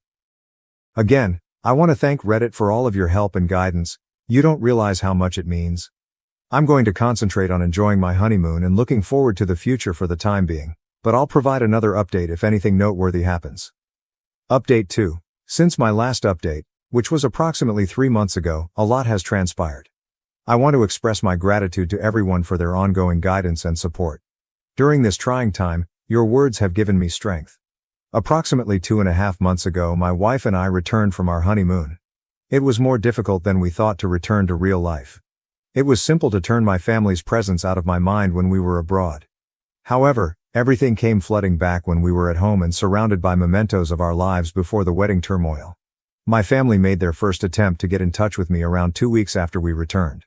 My dad texted me, saying, "We miss you, son. Can we have a conversation?" My wife and I debated how to react for hours after I showed her the note. There was a part of me that wanted to ignore it and stick to our no-contact rule. But there was another side that longed for reconciliation, a part I believed I had buried. We ultimately chose to react, albeit tentatively. Halfway between our houses, we decided to meet at a calm cafe as a neutral venue. Despite my wife's offer to accompany me, I chose to attend this initial meeting by myself. Without any protection, I had to confront my parents. I was quite nervous on the day of the meeting. My folks were already seated at a corner table when I entered the cafe. In other ways, they appeared older and more worn out. My dad's shoulders were hunched, and my mom's eyes had crimson rims. We slipped into an uneasy silence as I sat down. My mother was the first to speak. When she continued, "We've missed you so much," her voice broke. We know we made a terrible mistake. We've had a lot of time to think about our actions, son," my dad said, nodding. "We now understand how unjust we have been to you for years, not only during the wedding." As they opened their hearts to me, I listened. They discussed how they had always found it difficult to divide their attention between my sister and me and how they had gotten caught up in the habit of overcompensating for her demanding personality. They acknowledged that they had been oblivious to her tactics and had consistently justified her actions. My father remarked, "We believed we were being fair. However, we now realize that we were anything but. We caused you great pain by allowing your sister to control the dynamics of our household. We sincerely apologize, son." Although I was grateful for their apologies, a few words cannot erase years of suffering and animosity. I answered, "I hear you," in a firm voice. "And thank you for apologizing, but I must make it clear to you that there is no quick fix for this. One of the most significant days of my life was missed by you. As you have done for years, you put my sister's desires ahead of your own. I can't simply forget about that." They gave a sympathetic but painful nod. We spoke for hours. In an attempt to better understand their own behavior and how it had impacted our family dynamics, they told me they had been attending a family therapist. They discussed what they had learned about their parenting approach and how it had fueled my sister and my rivalry. They acknowledged that things hadn't gone as planned at my sister's baby shower. She had apparently complained about my ruining her special day by getting married on the same day for the majority of the ceremony. They had been aware of her tendency toward selfishness as a result of her actions. "We've started setting boundaries with her," my father wrote. "She's not handling it well, and it's not easy. However, we now acknowledge that we have tolerated her behavior for far too long." By the end of our meeting, I felt as though healing was conceivable, though not quite. I committed to keeping in contact with them and making modest efforts to mend our connection. We agreed that my wife would be involved in our conversations and scheduled monthly dinners and weekly phone talks. Regarding my sister, she sent me an email a week following our meeting with our parents. This was the subject line, "I apologize." To put it mildly, I was dubious. I wasn't sure I wanted to hear anything she had to say after her harsh texts on our honeymoon. However, my curiosity overcame me and I clicked on the email. It was unexpected. She wrote, "Brother, I have a significant apology to make to you. For years, I have been egotistical, cunning, and plain mean to you. I constantly reminded myself that I was only playing the game and doing what I had to do to advance. However, I now realize that I was simply acting like a bad sister and a horrible person overall. To be honest, I've always envied you. You've always exuded confidence and competence. While I molded myself into what I believed our parents wanted, you followed your passions and created the life you enjoy. I was angry with you because you were free to be who you were and yet be appreciated. I am aware that this does not justify my actions. There is no justification for the way I have treated you, particularly during your wedding. I gravely damaged you by allowing my hatred and jealousy to impair my judgment. I'm currently attempting to resolve my problems in treatment. I'm coming to accept accountability for my deeds and to cease attributing my own failures to other people. I don't think I deserve forgiveness, so I don't expect it. However, I wanted to express my sincere apologies for everything. I hope that one day we will be able to resume our relationship, this time one that is based on respect for one another and true love. Best wishes on your nuptials. I hope the two of you are content with each other. Your sister. I tried to process my emotions by reading the email multiple times. I hadn't heard anything that sincere from my sister in a long time. My wife and I spoke about it for a long time after I showed her. I ultimately made the decision to reply, however succinctly. I told her that I valued her honesty and thanked her for apologizing. I clarified that although I'm not yet ready for a relationship, I'm happy she's seeking support and improving herself. Although I made it apparent that it would take time and be on my terms, I kept the door open for future communication. That's the current situation. I'm repairing my relationship with my parents in a cautious manner. My sister and I are currently in a holding pattern, however we may eventually get back together. Together, my wife and I are stronger than ever as we navigate these turbulent familial waters. I'm not gullible enough to believe that everything has been resolved. We have a long journey ahead of us, filled with challenging discussions and emotional obstacles. However, I feel optimistic about my family ties for the first time in a long time. I want to share this with those of you in similar circumstances. Advocating for oneself can result in positive change, but it can also be difficult. Setting limits, demanding respect, and putting your own health first are all acceptable. Additionally, if sincere attempts are made to resolve the problems, it's acceptable to remain receptive to reconciliation. Once again, I want to thank everyone for their support along this trip. Your words of wisdom and kindness have been priceless. Because of this group, I feel more prepared to face the future, even if I have no idea what it will bring. I was sidelined by my family's favoritism toward my adopted sister until her shocking true identity was revealed at my birthday party. Family trouble has plagued me, 35F, for as long as I can remember, but recent events have now gotten to the breaking point. I feel like I'm drowning in hurt, uncertainty and hatred right now, so I'm hoping anyone who has experienced a similar circumstance may offer some guidance or insight. To put things in perspective, my adopted sister, 34F, is just 1 year younger than myself. She was adopted by our parents when she was a newborn, and I have spent my entire childhood with her. That would seem to bring us together, like a couple, but the truth is far from that romantic notion. It was evident from my very first recollections that our parents gave preference to my sister. They lavished her with attention, gave her everything she desired, and appeared to listen intently to everything she said. When I proudly showed my mother a sketch I had done when I was 5 years old, she dismissed me since my sister was reciting the alphabet for the 100th time. Although it might not seem like much, it was a sign of a pattern that would shape our family's dynamics for many years to come. The distance between us just got wider as we got older. My sister had trouble reading in elementary school, and our parents worked with her for hours every night. Even though I did exceptionally well in school, I seldom ever got more than a passing good job on my report cards. My sister had a dance recital in middle school, so my parents were not there at the award ceremony when I won the scientific fair. That was always the case. Her wants, accomplishments, and hardships all came before mine. I don't want to imply that I was abused or neglected in the conventional sense. Our fundamental necessities were always satisfied, including having a roof over our heads and food on the table. However, the emotional neglect was genuine and extremely distressing. Early on, I discovered that being flawless, achieving, excelling, was the only way to garner any attention in our home. So I did just that. With an almost obsessive zeal, I immersed myself into my studies. In high school, I was cooped up in my room preparing for AP exams and filling out my college applications while my sister was out at parties and hanging out with friends. It was worthwhile. I received a half scholarship to a prestigious university. This will finally make my parents proud, I thought. However, instead of applauding my accomplishment on the day I departed for college, they fussed more about how my sister would handle my absence. College was enlightening. I was evaluated entirely on my own merits, not in relation to my sister, for the first time in my life. I made true friends who appreciated me for who I was, and I flourished both socially and academically. I obtained a position at a prominent company after graduating with honors. With unwavering resolve, I ascended the corporate ladder during the ensuing 10 years. My inner voice, which still yearned for my parents' praise, propelled me to every advancement and accomplishment. I'm pleased of what I've accomplished and currently work for a Fortune 500 firm in a senior management role.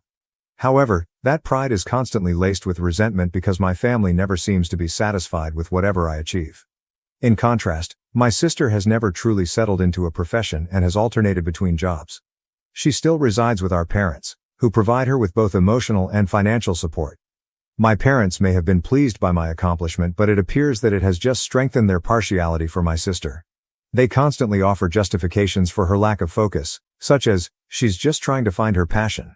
Or not everyone needs to climb the corporate ladder to be happy. At the same time, if my achievements are recognized at all, they are frequently greeted with a lackluster congrat. Our family relationships have been damaged in every way because of this dynamic. Family get-togethers are a minefield of barely veiled bitterness and passive-aggressive remarks. I've made an effort to discuss my feelings with my parents, but they consistently brush them off as envious or too sensitive.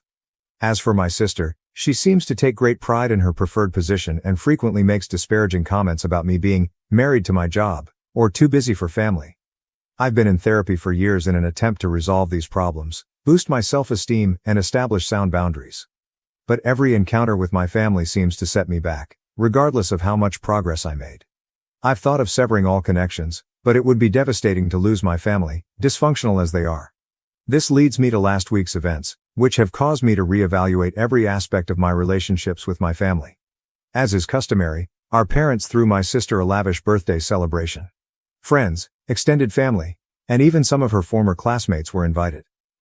With catered food, an open bar, and even a live band, the house was decorated as though it were a wedding ceremony. As a comparison, last month's birthday was celebrated with a little dinner for the four of us, during which the most of the discussion focused on my sister's most recent business venture, a pet-related social media app that she believes will be the next big thing. After approximately 2 minutes, my parents' eyes drifted away as I attempted to discuss a significant project I'm overseeing at work. I made an effort to blend in at the party. I tried my best to encourage my sister on her special day by interacting with family members in a courteous manner and striking up little conversations. However, as the evening went on, I sensed the old bitterness rising within me. It wasn't just the extravagant celebration. It was also the way our parents showered her with praise, how family members inquired about her life while hardly noticing mine, and how she absorbed all the attention as if it were her natural inheritance. In an attempt to calm the anxiety attack I could see coming on, I found myself withdrawing to a corner and drinking a glass of wine. When she saw how upset I was, a cousin came to see how I was doing. With sincere concern in her voice, she inquired, "Are you okay?" For the first time that evening, someone had taken the effort to inquire about my well-being. I started to reply, but my sister's voice broke through the throng before I could. She raised her voice and tapped her glass with a spoon, saying, "Attention everyone. I'd like to make a toast." As everyone's attention was drawn to my sister, the room became quiet. She was a little shaky on her feet, and her cheeks were flushed, which indicated that she had consumed a significant amount of alcohol. As she began her address, she was still able to put on a convincing smile. Initially, it appeared to be a standard birthday greeting. She toasted our parents for their love and support, thanked everyone for attending, and conveyed her appreciation for the celebration. Her tone then shifted and I got a shiver down my back. She said, "I'm especially grateful to Mom and Dad," with a tone of voice that I had never heard before. I've always received greater treatment from them than their own daughter. Just take a peek at this celebration. When was the last time they threw my sister a party like this? As everyone in the room turned to stare at me, I felt my face heat up. But my sister wasn't finished. "But I guess that's because I've always been the better daughter," she added, sounding a little slurred by the champagne. "Yes, my sister has a nice career and makes a lot of money, but who do Mom and Dad truly love in the end? Who makes their life happier? It's not the icy, work-driven automaton who hardly has time for family." I couldn't believe what I was hearing and was still. With the exception of a few painful coughs and my sister's voice, which seemed to get louder by the second, the room had become eerily quiet. She said, "You know, it's funny," with a tiny wobble. Everyone constantly praised my sister's intelligence and her potential for success, but look at us now. I'm here with family and friends who genuinely care about me, while she's by herself, married to her job. I turned to our parents in the hopes that they would intervene and put an end to this vicious act. However, they only sat there, appearing uneasy and doing nothing to stop it. I had never felt more alone in my life than I did at that precise time. My sister continued to babble, criticizing every element of my life, including my appearance, the fact that I didn't have a romantic partner, And even the suggestion that I succeeded in my work by sleeping my way to the top.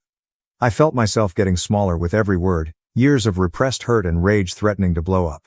My aunt, our mother's sister, stepped up just as I was about to burst into tears and thought I could take no more. She had a determined and angry expression on her face. I was standing when she approached and gave me an envelope. Her voice broke the tension in the room as she stated, "Don't open this until I'm done talking." Her eyes were flaming as she turned to face the throng. The scene that followed resembled a scene from a soap opera. According to my aunt, my sister wasn't taken from a foster home. She was her biological daughter. It seems that my aunt wasn't prepared to become a mother when she became pregnant suddenly in her early 20s. She requested my parents to adopt the child instead of ending the pregnancy. My aunt continued, "I thought I was doing the right thing," her voice trembling with passion. "I believed that my sister and her husband would provide a better life for my child. I believed she would develop into a nice, caring person who was appreciative of her life. However, instead, she turned to face my sister, who had turned completely white. Instead, you've developed into a conceited, self-centered brat who believes it's acceptable to make fun of her sister in public. I've watched this familial dynamic unfold for years, and I can no longer keep quiet about it." Chaos broke out in the room. Screaming, my sister demanded to know whether it was true. Our parents were shooting daggers at my aunt while attempting to soothe her. Family members were pointing and muttering. And me? I felt as though the earth had vanished from beneath me as I stood there, gripping the envelope. Once more, my aunt's voice broke through the cacophony. My aunt expressed her dismay saying, "I always thought that if my daughter was being raised by my sister, she would grow up to be a wonderful person. But obviously, I was mistaken. No good person would ever attempt to make their sister look as bad as you just did." Then, turning to face me, she instructed me to open the packet. There was a blank check inside. My aunt told me to fill in whatever amount you want. I had planned to give this to her as a birthday gift, but after seeing how she's turned out, I have no interest in rewarding that behavior. My aunt then left, leaving a startled quiet behind her. It was short-lived. In an attempt to take the check out of my hands, my sister lunged at me. She was so hysterical that our parents had to physically restrain her as she shouted and sobbed. It was more than I could handle. I fled to my room, shut the door, and sobbed. Years of suppressing my hurt and bitterness and feeling inferior came rushing out. I ignored the banging on my door and the muted arguments coming from downstairs while I sobbed for hours. A week has passed, and I'm still unsure about what to do. With the exception of needs, I have not left my room. Despite our parents' attempts to speak with me, I find it difficult to confront them. My sister has alternated between begging for forgiveness, and the check of course, and sending me angry messages. There's a part of me that wants to cash that check, go and never return. I've tried all my life to win the love and acceptance of people who don't seem to be able to give it to me. Perhaps I should give up trying. Perhaps it's time for me to prioritize myself. However, I also have a fear of losing my family. Despite their dysfunction, they are the only family I have ever known. It's terrifying to consider living without them, going on vacation by yourself, and having no one to call in case of an emergency. In addition, I'm experiencing a lot of mixed feelings regarding my sister. On the one hand, I'm upset with her for her actions during the party and for years of subtly insulting people. However, I can't help but feel a little sorry for them.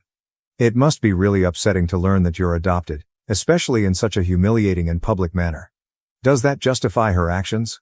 Not at all. However, it makes matters more difficult.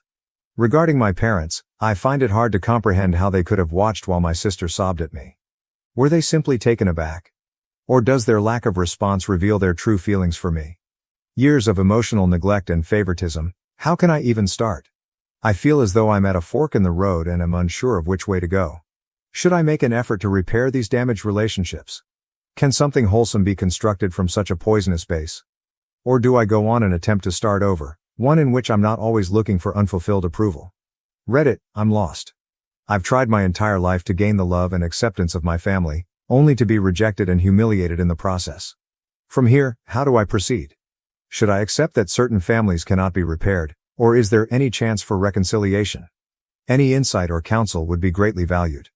I feel as though I'm drowning in hurt and confusion, and I'm no longer sure which way is up. First update. 2 days have passed since the terrible birthday celebration, and I'm still getting over it all. My aunt came to visit me this morning. As she continued to discuss the adoption, she appeared worn out. When she became pregnant, she was young and afraid. It seemed like the ideal option for my parents, who had been trying for another child. To keep everyone safe, they decided to keep it a secret. For years, she had been accumulating money with the intention of transferring it to my sister when she was ready to be self-sufficient. She came to the realization that I was more deserving after the party. She gave me an empty check. I felt both guilty for stealing something intended for my sister and justified that someone recognized the unfair treatment. Despite my attempts to decline, my aunt persisted, claiming it was back pay for emotional labor.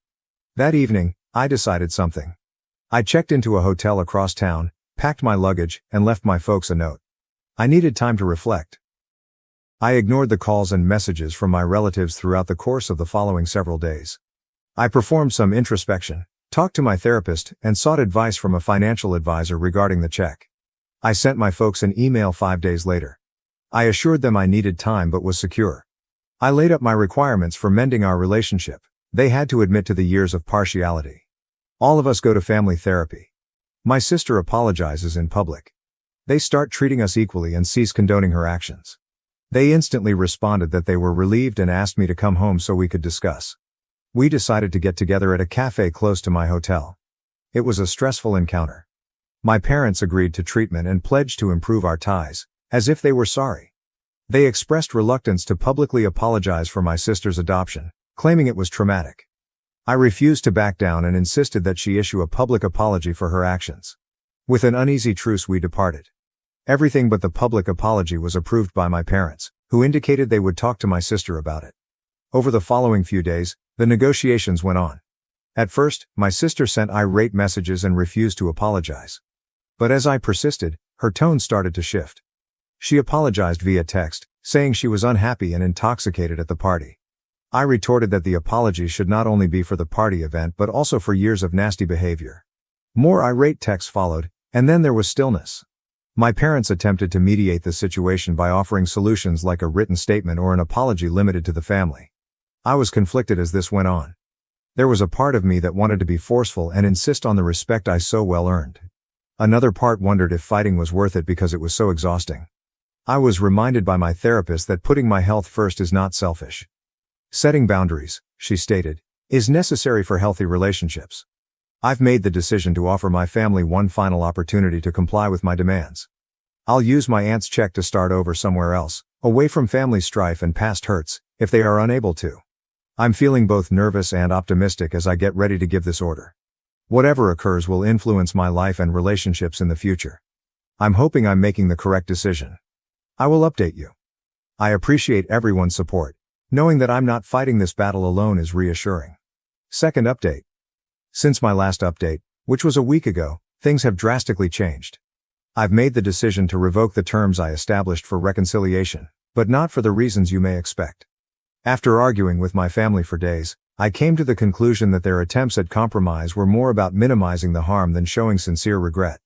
Increasingly manipulative, my sister's apology texts alternated between gaslighting and guilt tripping. "You're tearing this family apart," she'd write, and then, "I don't even remember what I said at the party. Are you sure you're not exaggerating?" In the meantime, my parents persisted in trying to reach a solution that seemed to ignore the true problems rather than deal with them. They objected to the concept of admitting their part in creating this unhealthy relationship and instead proposed a private family gathering where my sister would provide an apology. I started to lose sleep, check my phone frequently, and get nervous whenever it buzzed as the pressure increased. It became evident that my mental health was suffering as a result of this negotiation.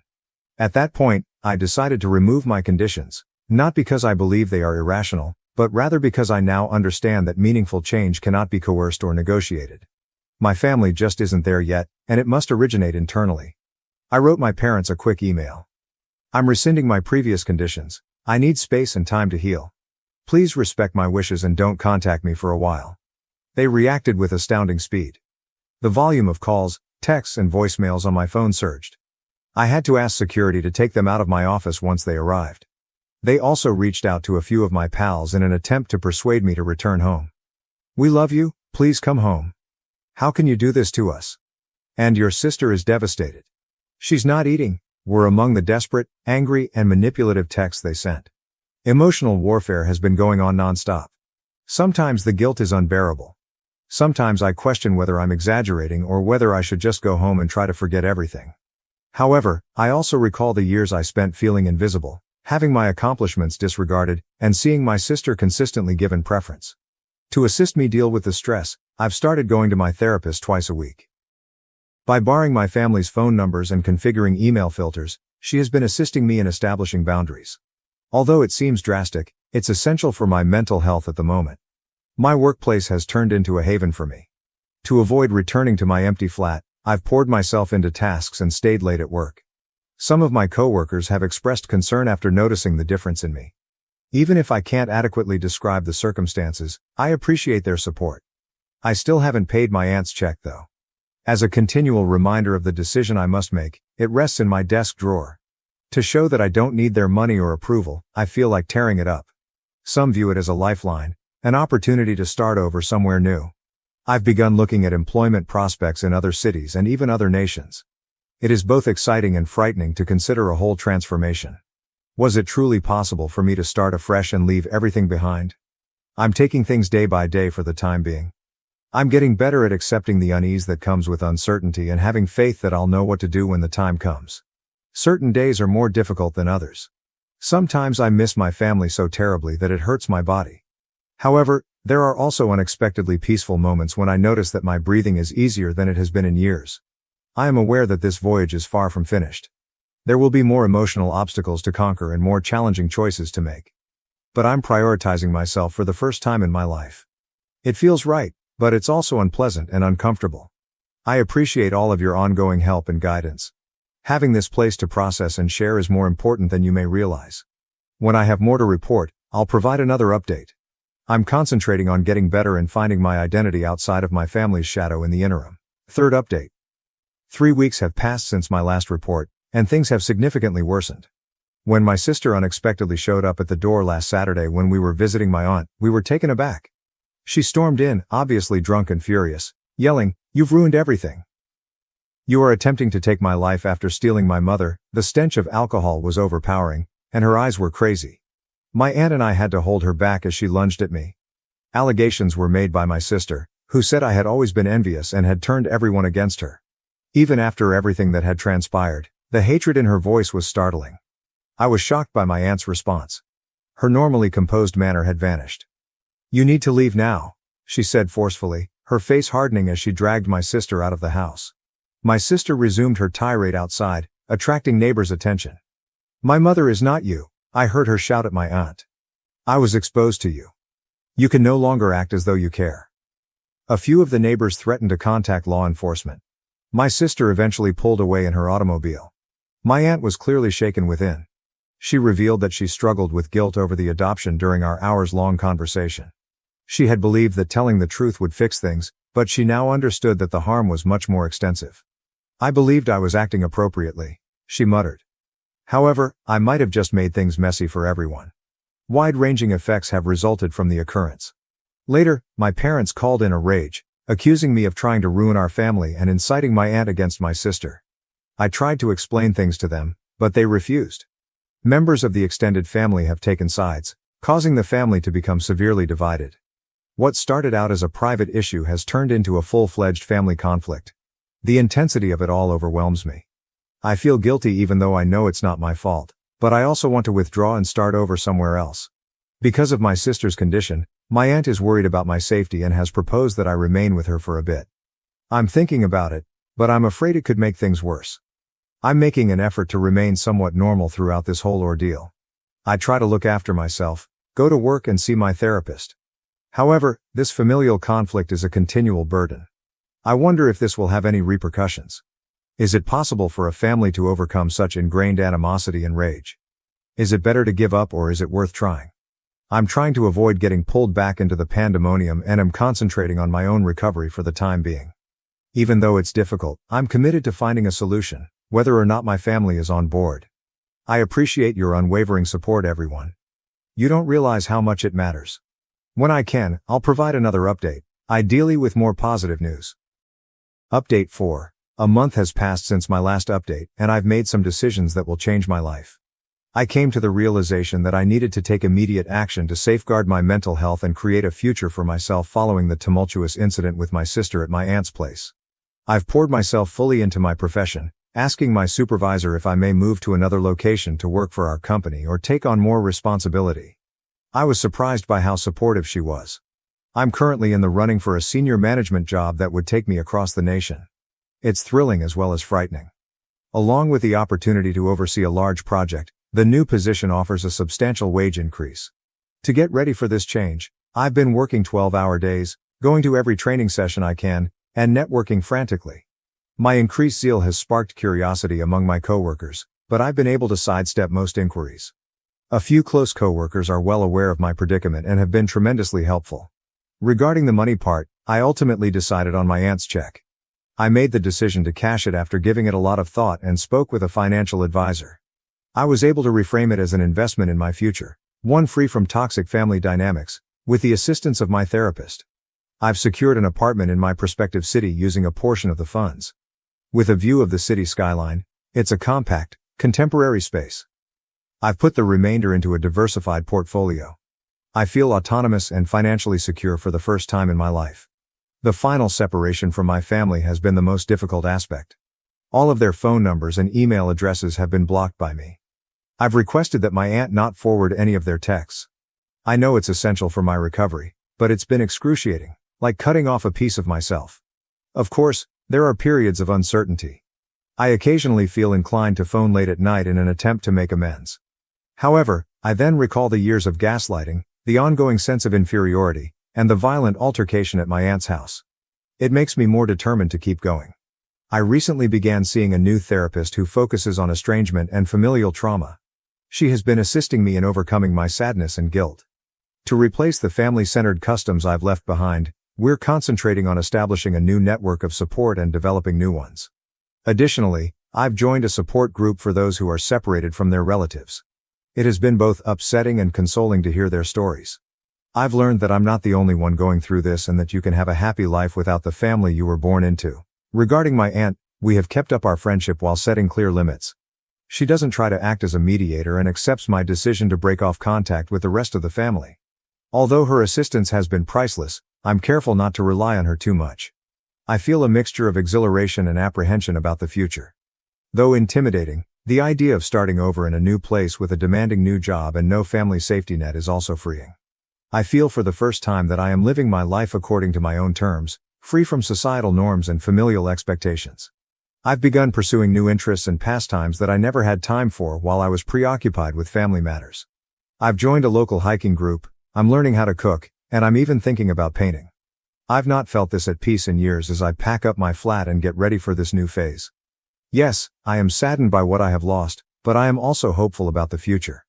I'm no longer the neglected kid or the family's scapegoat. I am only me, paving my own way. I want to thank everyone for their support along this journey. You have no idea how much your words of support have meant. My last update will be this one. I should put this chapter behind me and concentrate on writing the next one. Good luck to me. I was abandoned by my family due to my golden sister's success. Now she's begging for help as the family business falls apart. Hello Reddit, I, 32F, never imagined that I would be sharing my entire being online, but here I am. My life was completely upended in a way I never anticipated. I was expelled from the house by my parents. And why?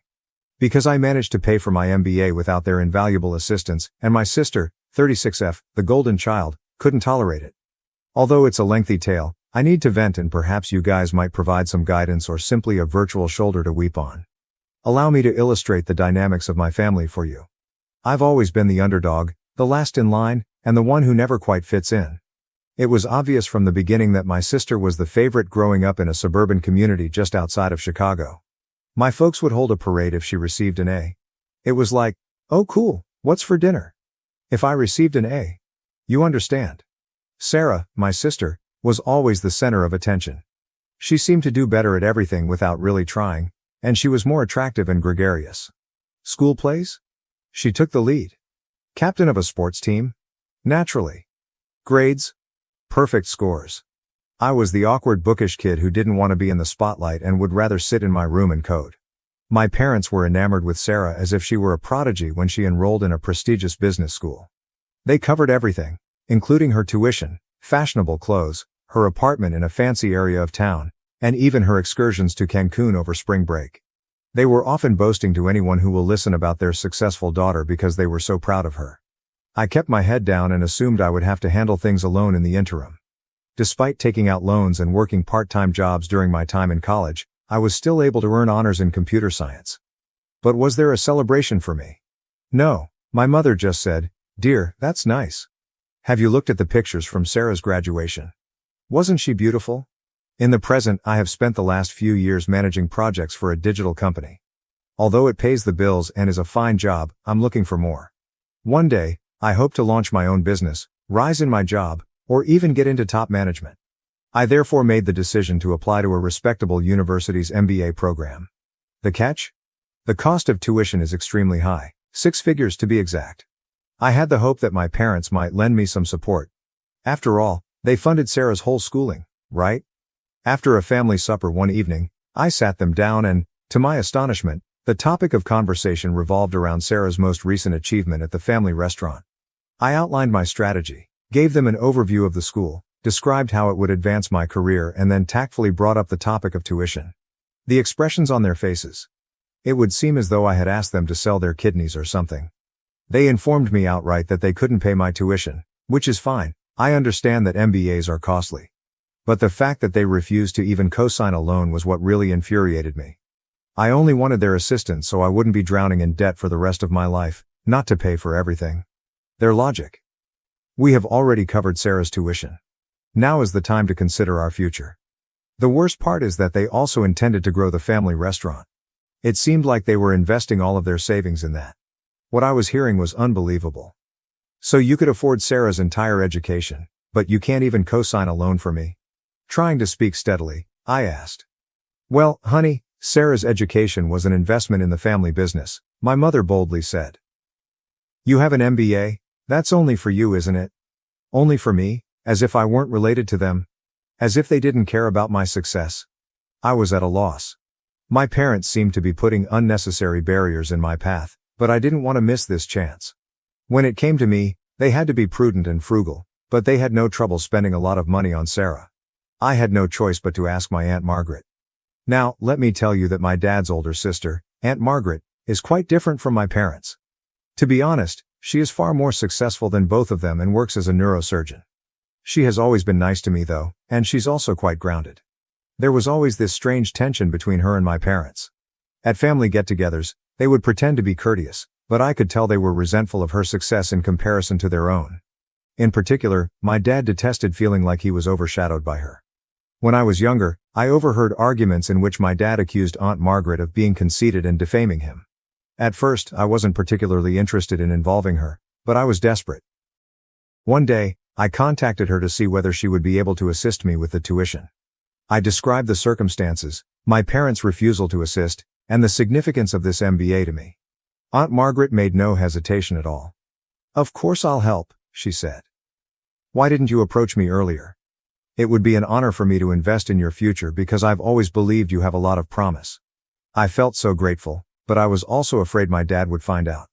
He would go crazy if he found out that I had approached his sister behind his back to request money. In order to keep it a secret, I pleaded with Aunt Margaret. Recognizing the complicated family dynamics at work, she concurred. After that, everything was well for a time.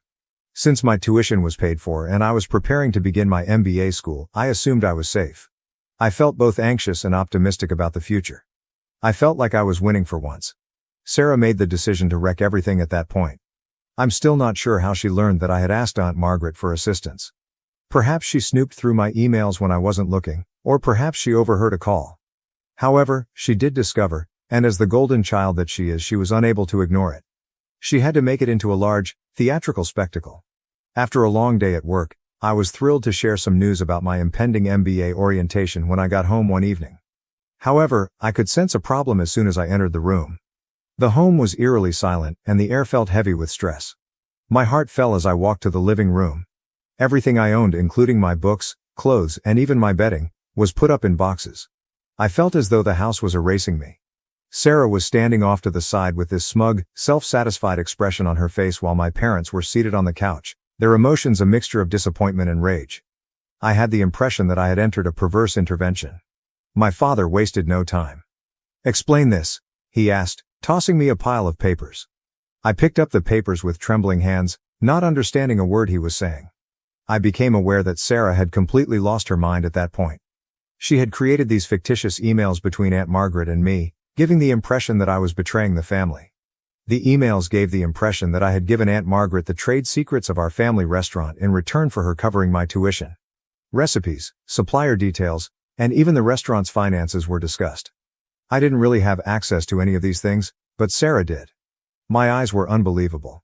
After looking through my laptop, Sarah discovered several emails that I had sent with Aunt Margaret, which she subsequently altered using Photoshop or some other program. She painted me as a traitor of some sort, as though I had betrayed our family. I was taken aback. This isn't real. I stumbled my way out. These emails are fraudulent. I would never do this. My parents, however, didn't even pay attention. My mom was crying as they stood there, and my dad was furious and red-faced.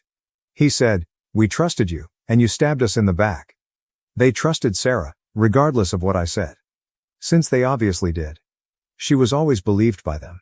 It felt as though I had vanished from the world and that all the years I had spent being a good daughter, working hard and never getting into trouble, were in vain. I knew then and there that I would always be second best in their eyes. They would always have doubts about me. My father said, "You must go," in a chilly tone. "We won't have a traitor in this house." I pleaded with them to think again. I made an effort to clarify the MBA and how Aunt Margaret was only assisting me, much like they had assisted Sarah. My parents didn't care, but I didn't want to burden Aunt Margaret, especially since she had already promised to cover my tuition. They claimed I was a traitor and refused to interact with me. Sarah simply stood there the entire time, her arrogant expression never changing. Her eyes said louder than words could. She had prevailed. The sister, whom she always viewed as a rival, was finally gone. That was it. I only had a few boxes of my belongings and the clothing on my back when I fled. I noticed the neighbors looking out their windows while I was loading my car, presumably curious about the drama. I felt totally alone, deceived and embarrassed. As soon as I was in my car, I called Aunt Margaret, crying so hard that I could not speak. Without asking any questions, she told me to come to her apartment right away. Without her, I'm not sure how I would have made it through. I'm currently residing at Aunt Margaret's home. With her offer of a place to stay and her assurance that she still wants to assist with my MBA, she has been a tremendous support system. Nevertheless, I vividly remember that night. Sarah standing there with that arrogant expression on her face, knowing she had won, my parents glaring at me like I was a criminal, and all of my belongings packed away when I walked into my house. I don't know. I'm not sure what to do, Reddit. A part of me wants to defend myself and show that Sarah was lying. If I looked closely enough, I could certainly find proof that the emails were forged, but I also want to break all connections and never look back. For those who are so eager to assume the worst of me, why should I fight? How can I possibly comprehend this betrayal? Given that my own family has abandoned me, how can I go on? In a few weeks, the MBA program will begin and I should be thrilled. However, I'm coping with this emotional trauma instead. I keep going over everything again in my mind, wondering if I missed any clues. Was Sarah this cunning all the time? Were my parents as eager to discard me all the time? After this, how can I ever trust anyone again? Aunt Margaret advises me to concentrate on the chances my MBA will present for my future. Although it's difficult to look past the hurt and rage in the moment, she claims that achievement is the best form of retaliation. I would appreciate any guidance. From here, how do I reconstruct my life? Given that my own sister would go to such extent to harm me, how do I handle this? And when I feel so damaged on the inside, how do I interact with my MBA program instructors and classmates? Here, I feel like I'm drowning. Give me a lifeline, Reddit, if you can. Update 1. It's been a long time, 3 years to be precise, Reddit. Since I last wrote about my family throwing me out, a lot has happened. I wanted to let you know how things have progressed. I started by finishing my MBA program, which had a profound impact on me. I was in a lot of mental upheaval when I first started, but I was able to focus all of that energy on my academics. I graduated at the top of my class, but it wasn't easy. The girl who constantly felt inferior is no longer there. She has been replaced with a lady who is confident in her abilities and doesn't hesitate to express them. I got a job at a prestigious consulting business after graduating. I love my job, but it's tough. I'm in a setting where my abilities and diligence are truly valued for the first time in my life. No more living in the shadow of others. During all of this, Aunt Margaret has been a rock. She's become the loving family I never had, not just a place to stay. We discuss everything from her most intriguing medical cases to my most recent professional endeavor during our weekly dinners. I've learned so much from her about defending my rights and appreciating my own worth. 3 years of radio silence about Sarah and my parents. No emails, texts, or phone calls. It was painful at first. However, as time went on, I came to see that their absence was enabling me to develop in ways that I could not have while living with them. I've created a proud life for myself, free from the need for approval and continual comparisons. However, life can be unpredictable. Last Saturday, just when I thought I had everything worked out, Sarah arrived at my door. I nearly failed to identify her. The air of superiority and the fancy attire vanished. She was wearing a basic sweater and jeans that had seen better days, and she had big circles under her eyes and her hair pulled up in a hurry. She looked discouraged. "Hey," she said in a little voice. "Can we talk?" Curiosity overcame my want to slam the door in her face. I opened the door for her. Sarah sat uncomfortably fidgeting on the couch. "I need your help," she blurted out at last. "The eatery is having problems. Serious problems. The family firm," she said, "was close to going bankrupt. Our parents' much anticipated large expansion had turned out to be a complete failure. They were drowning in debt because they had overextended themselves and took out large loans."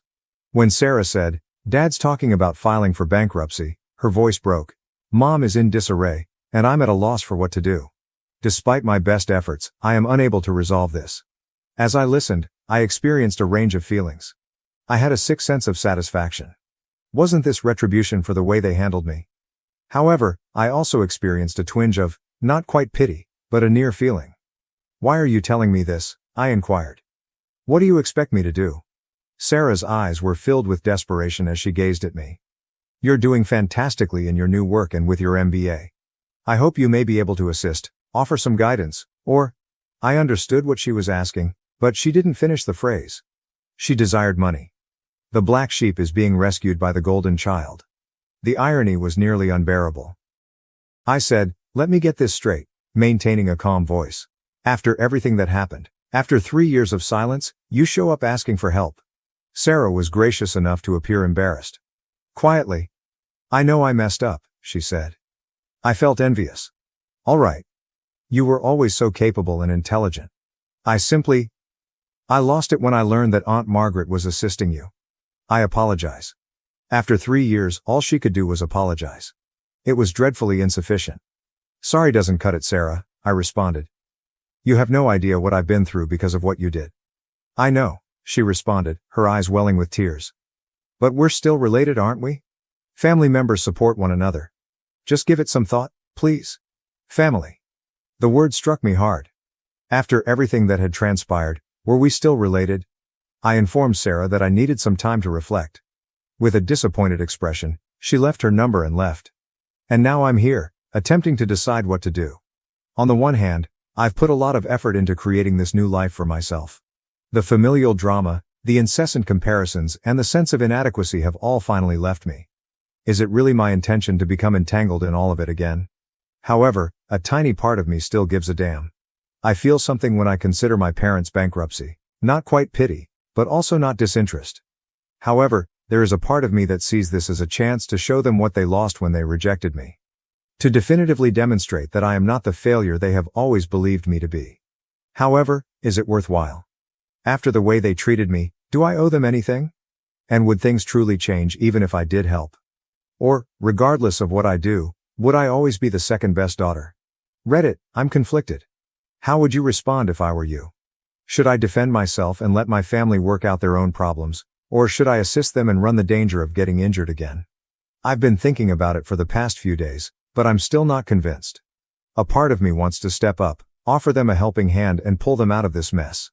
It might present an opportunity to re-establish our friendship on more equal terms. Another part of me, though, is screaming to go away.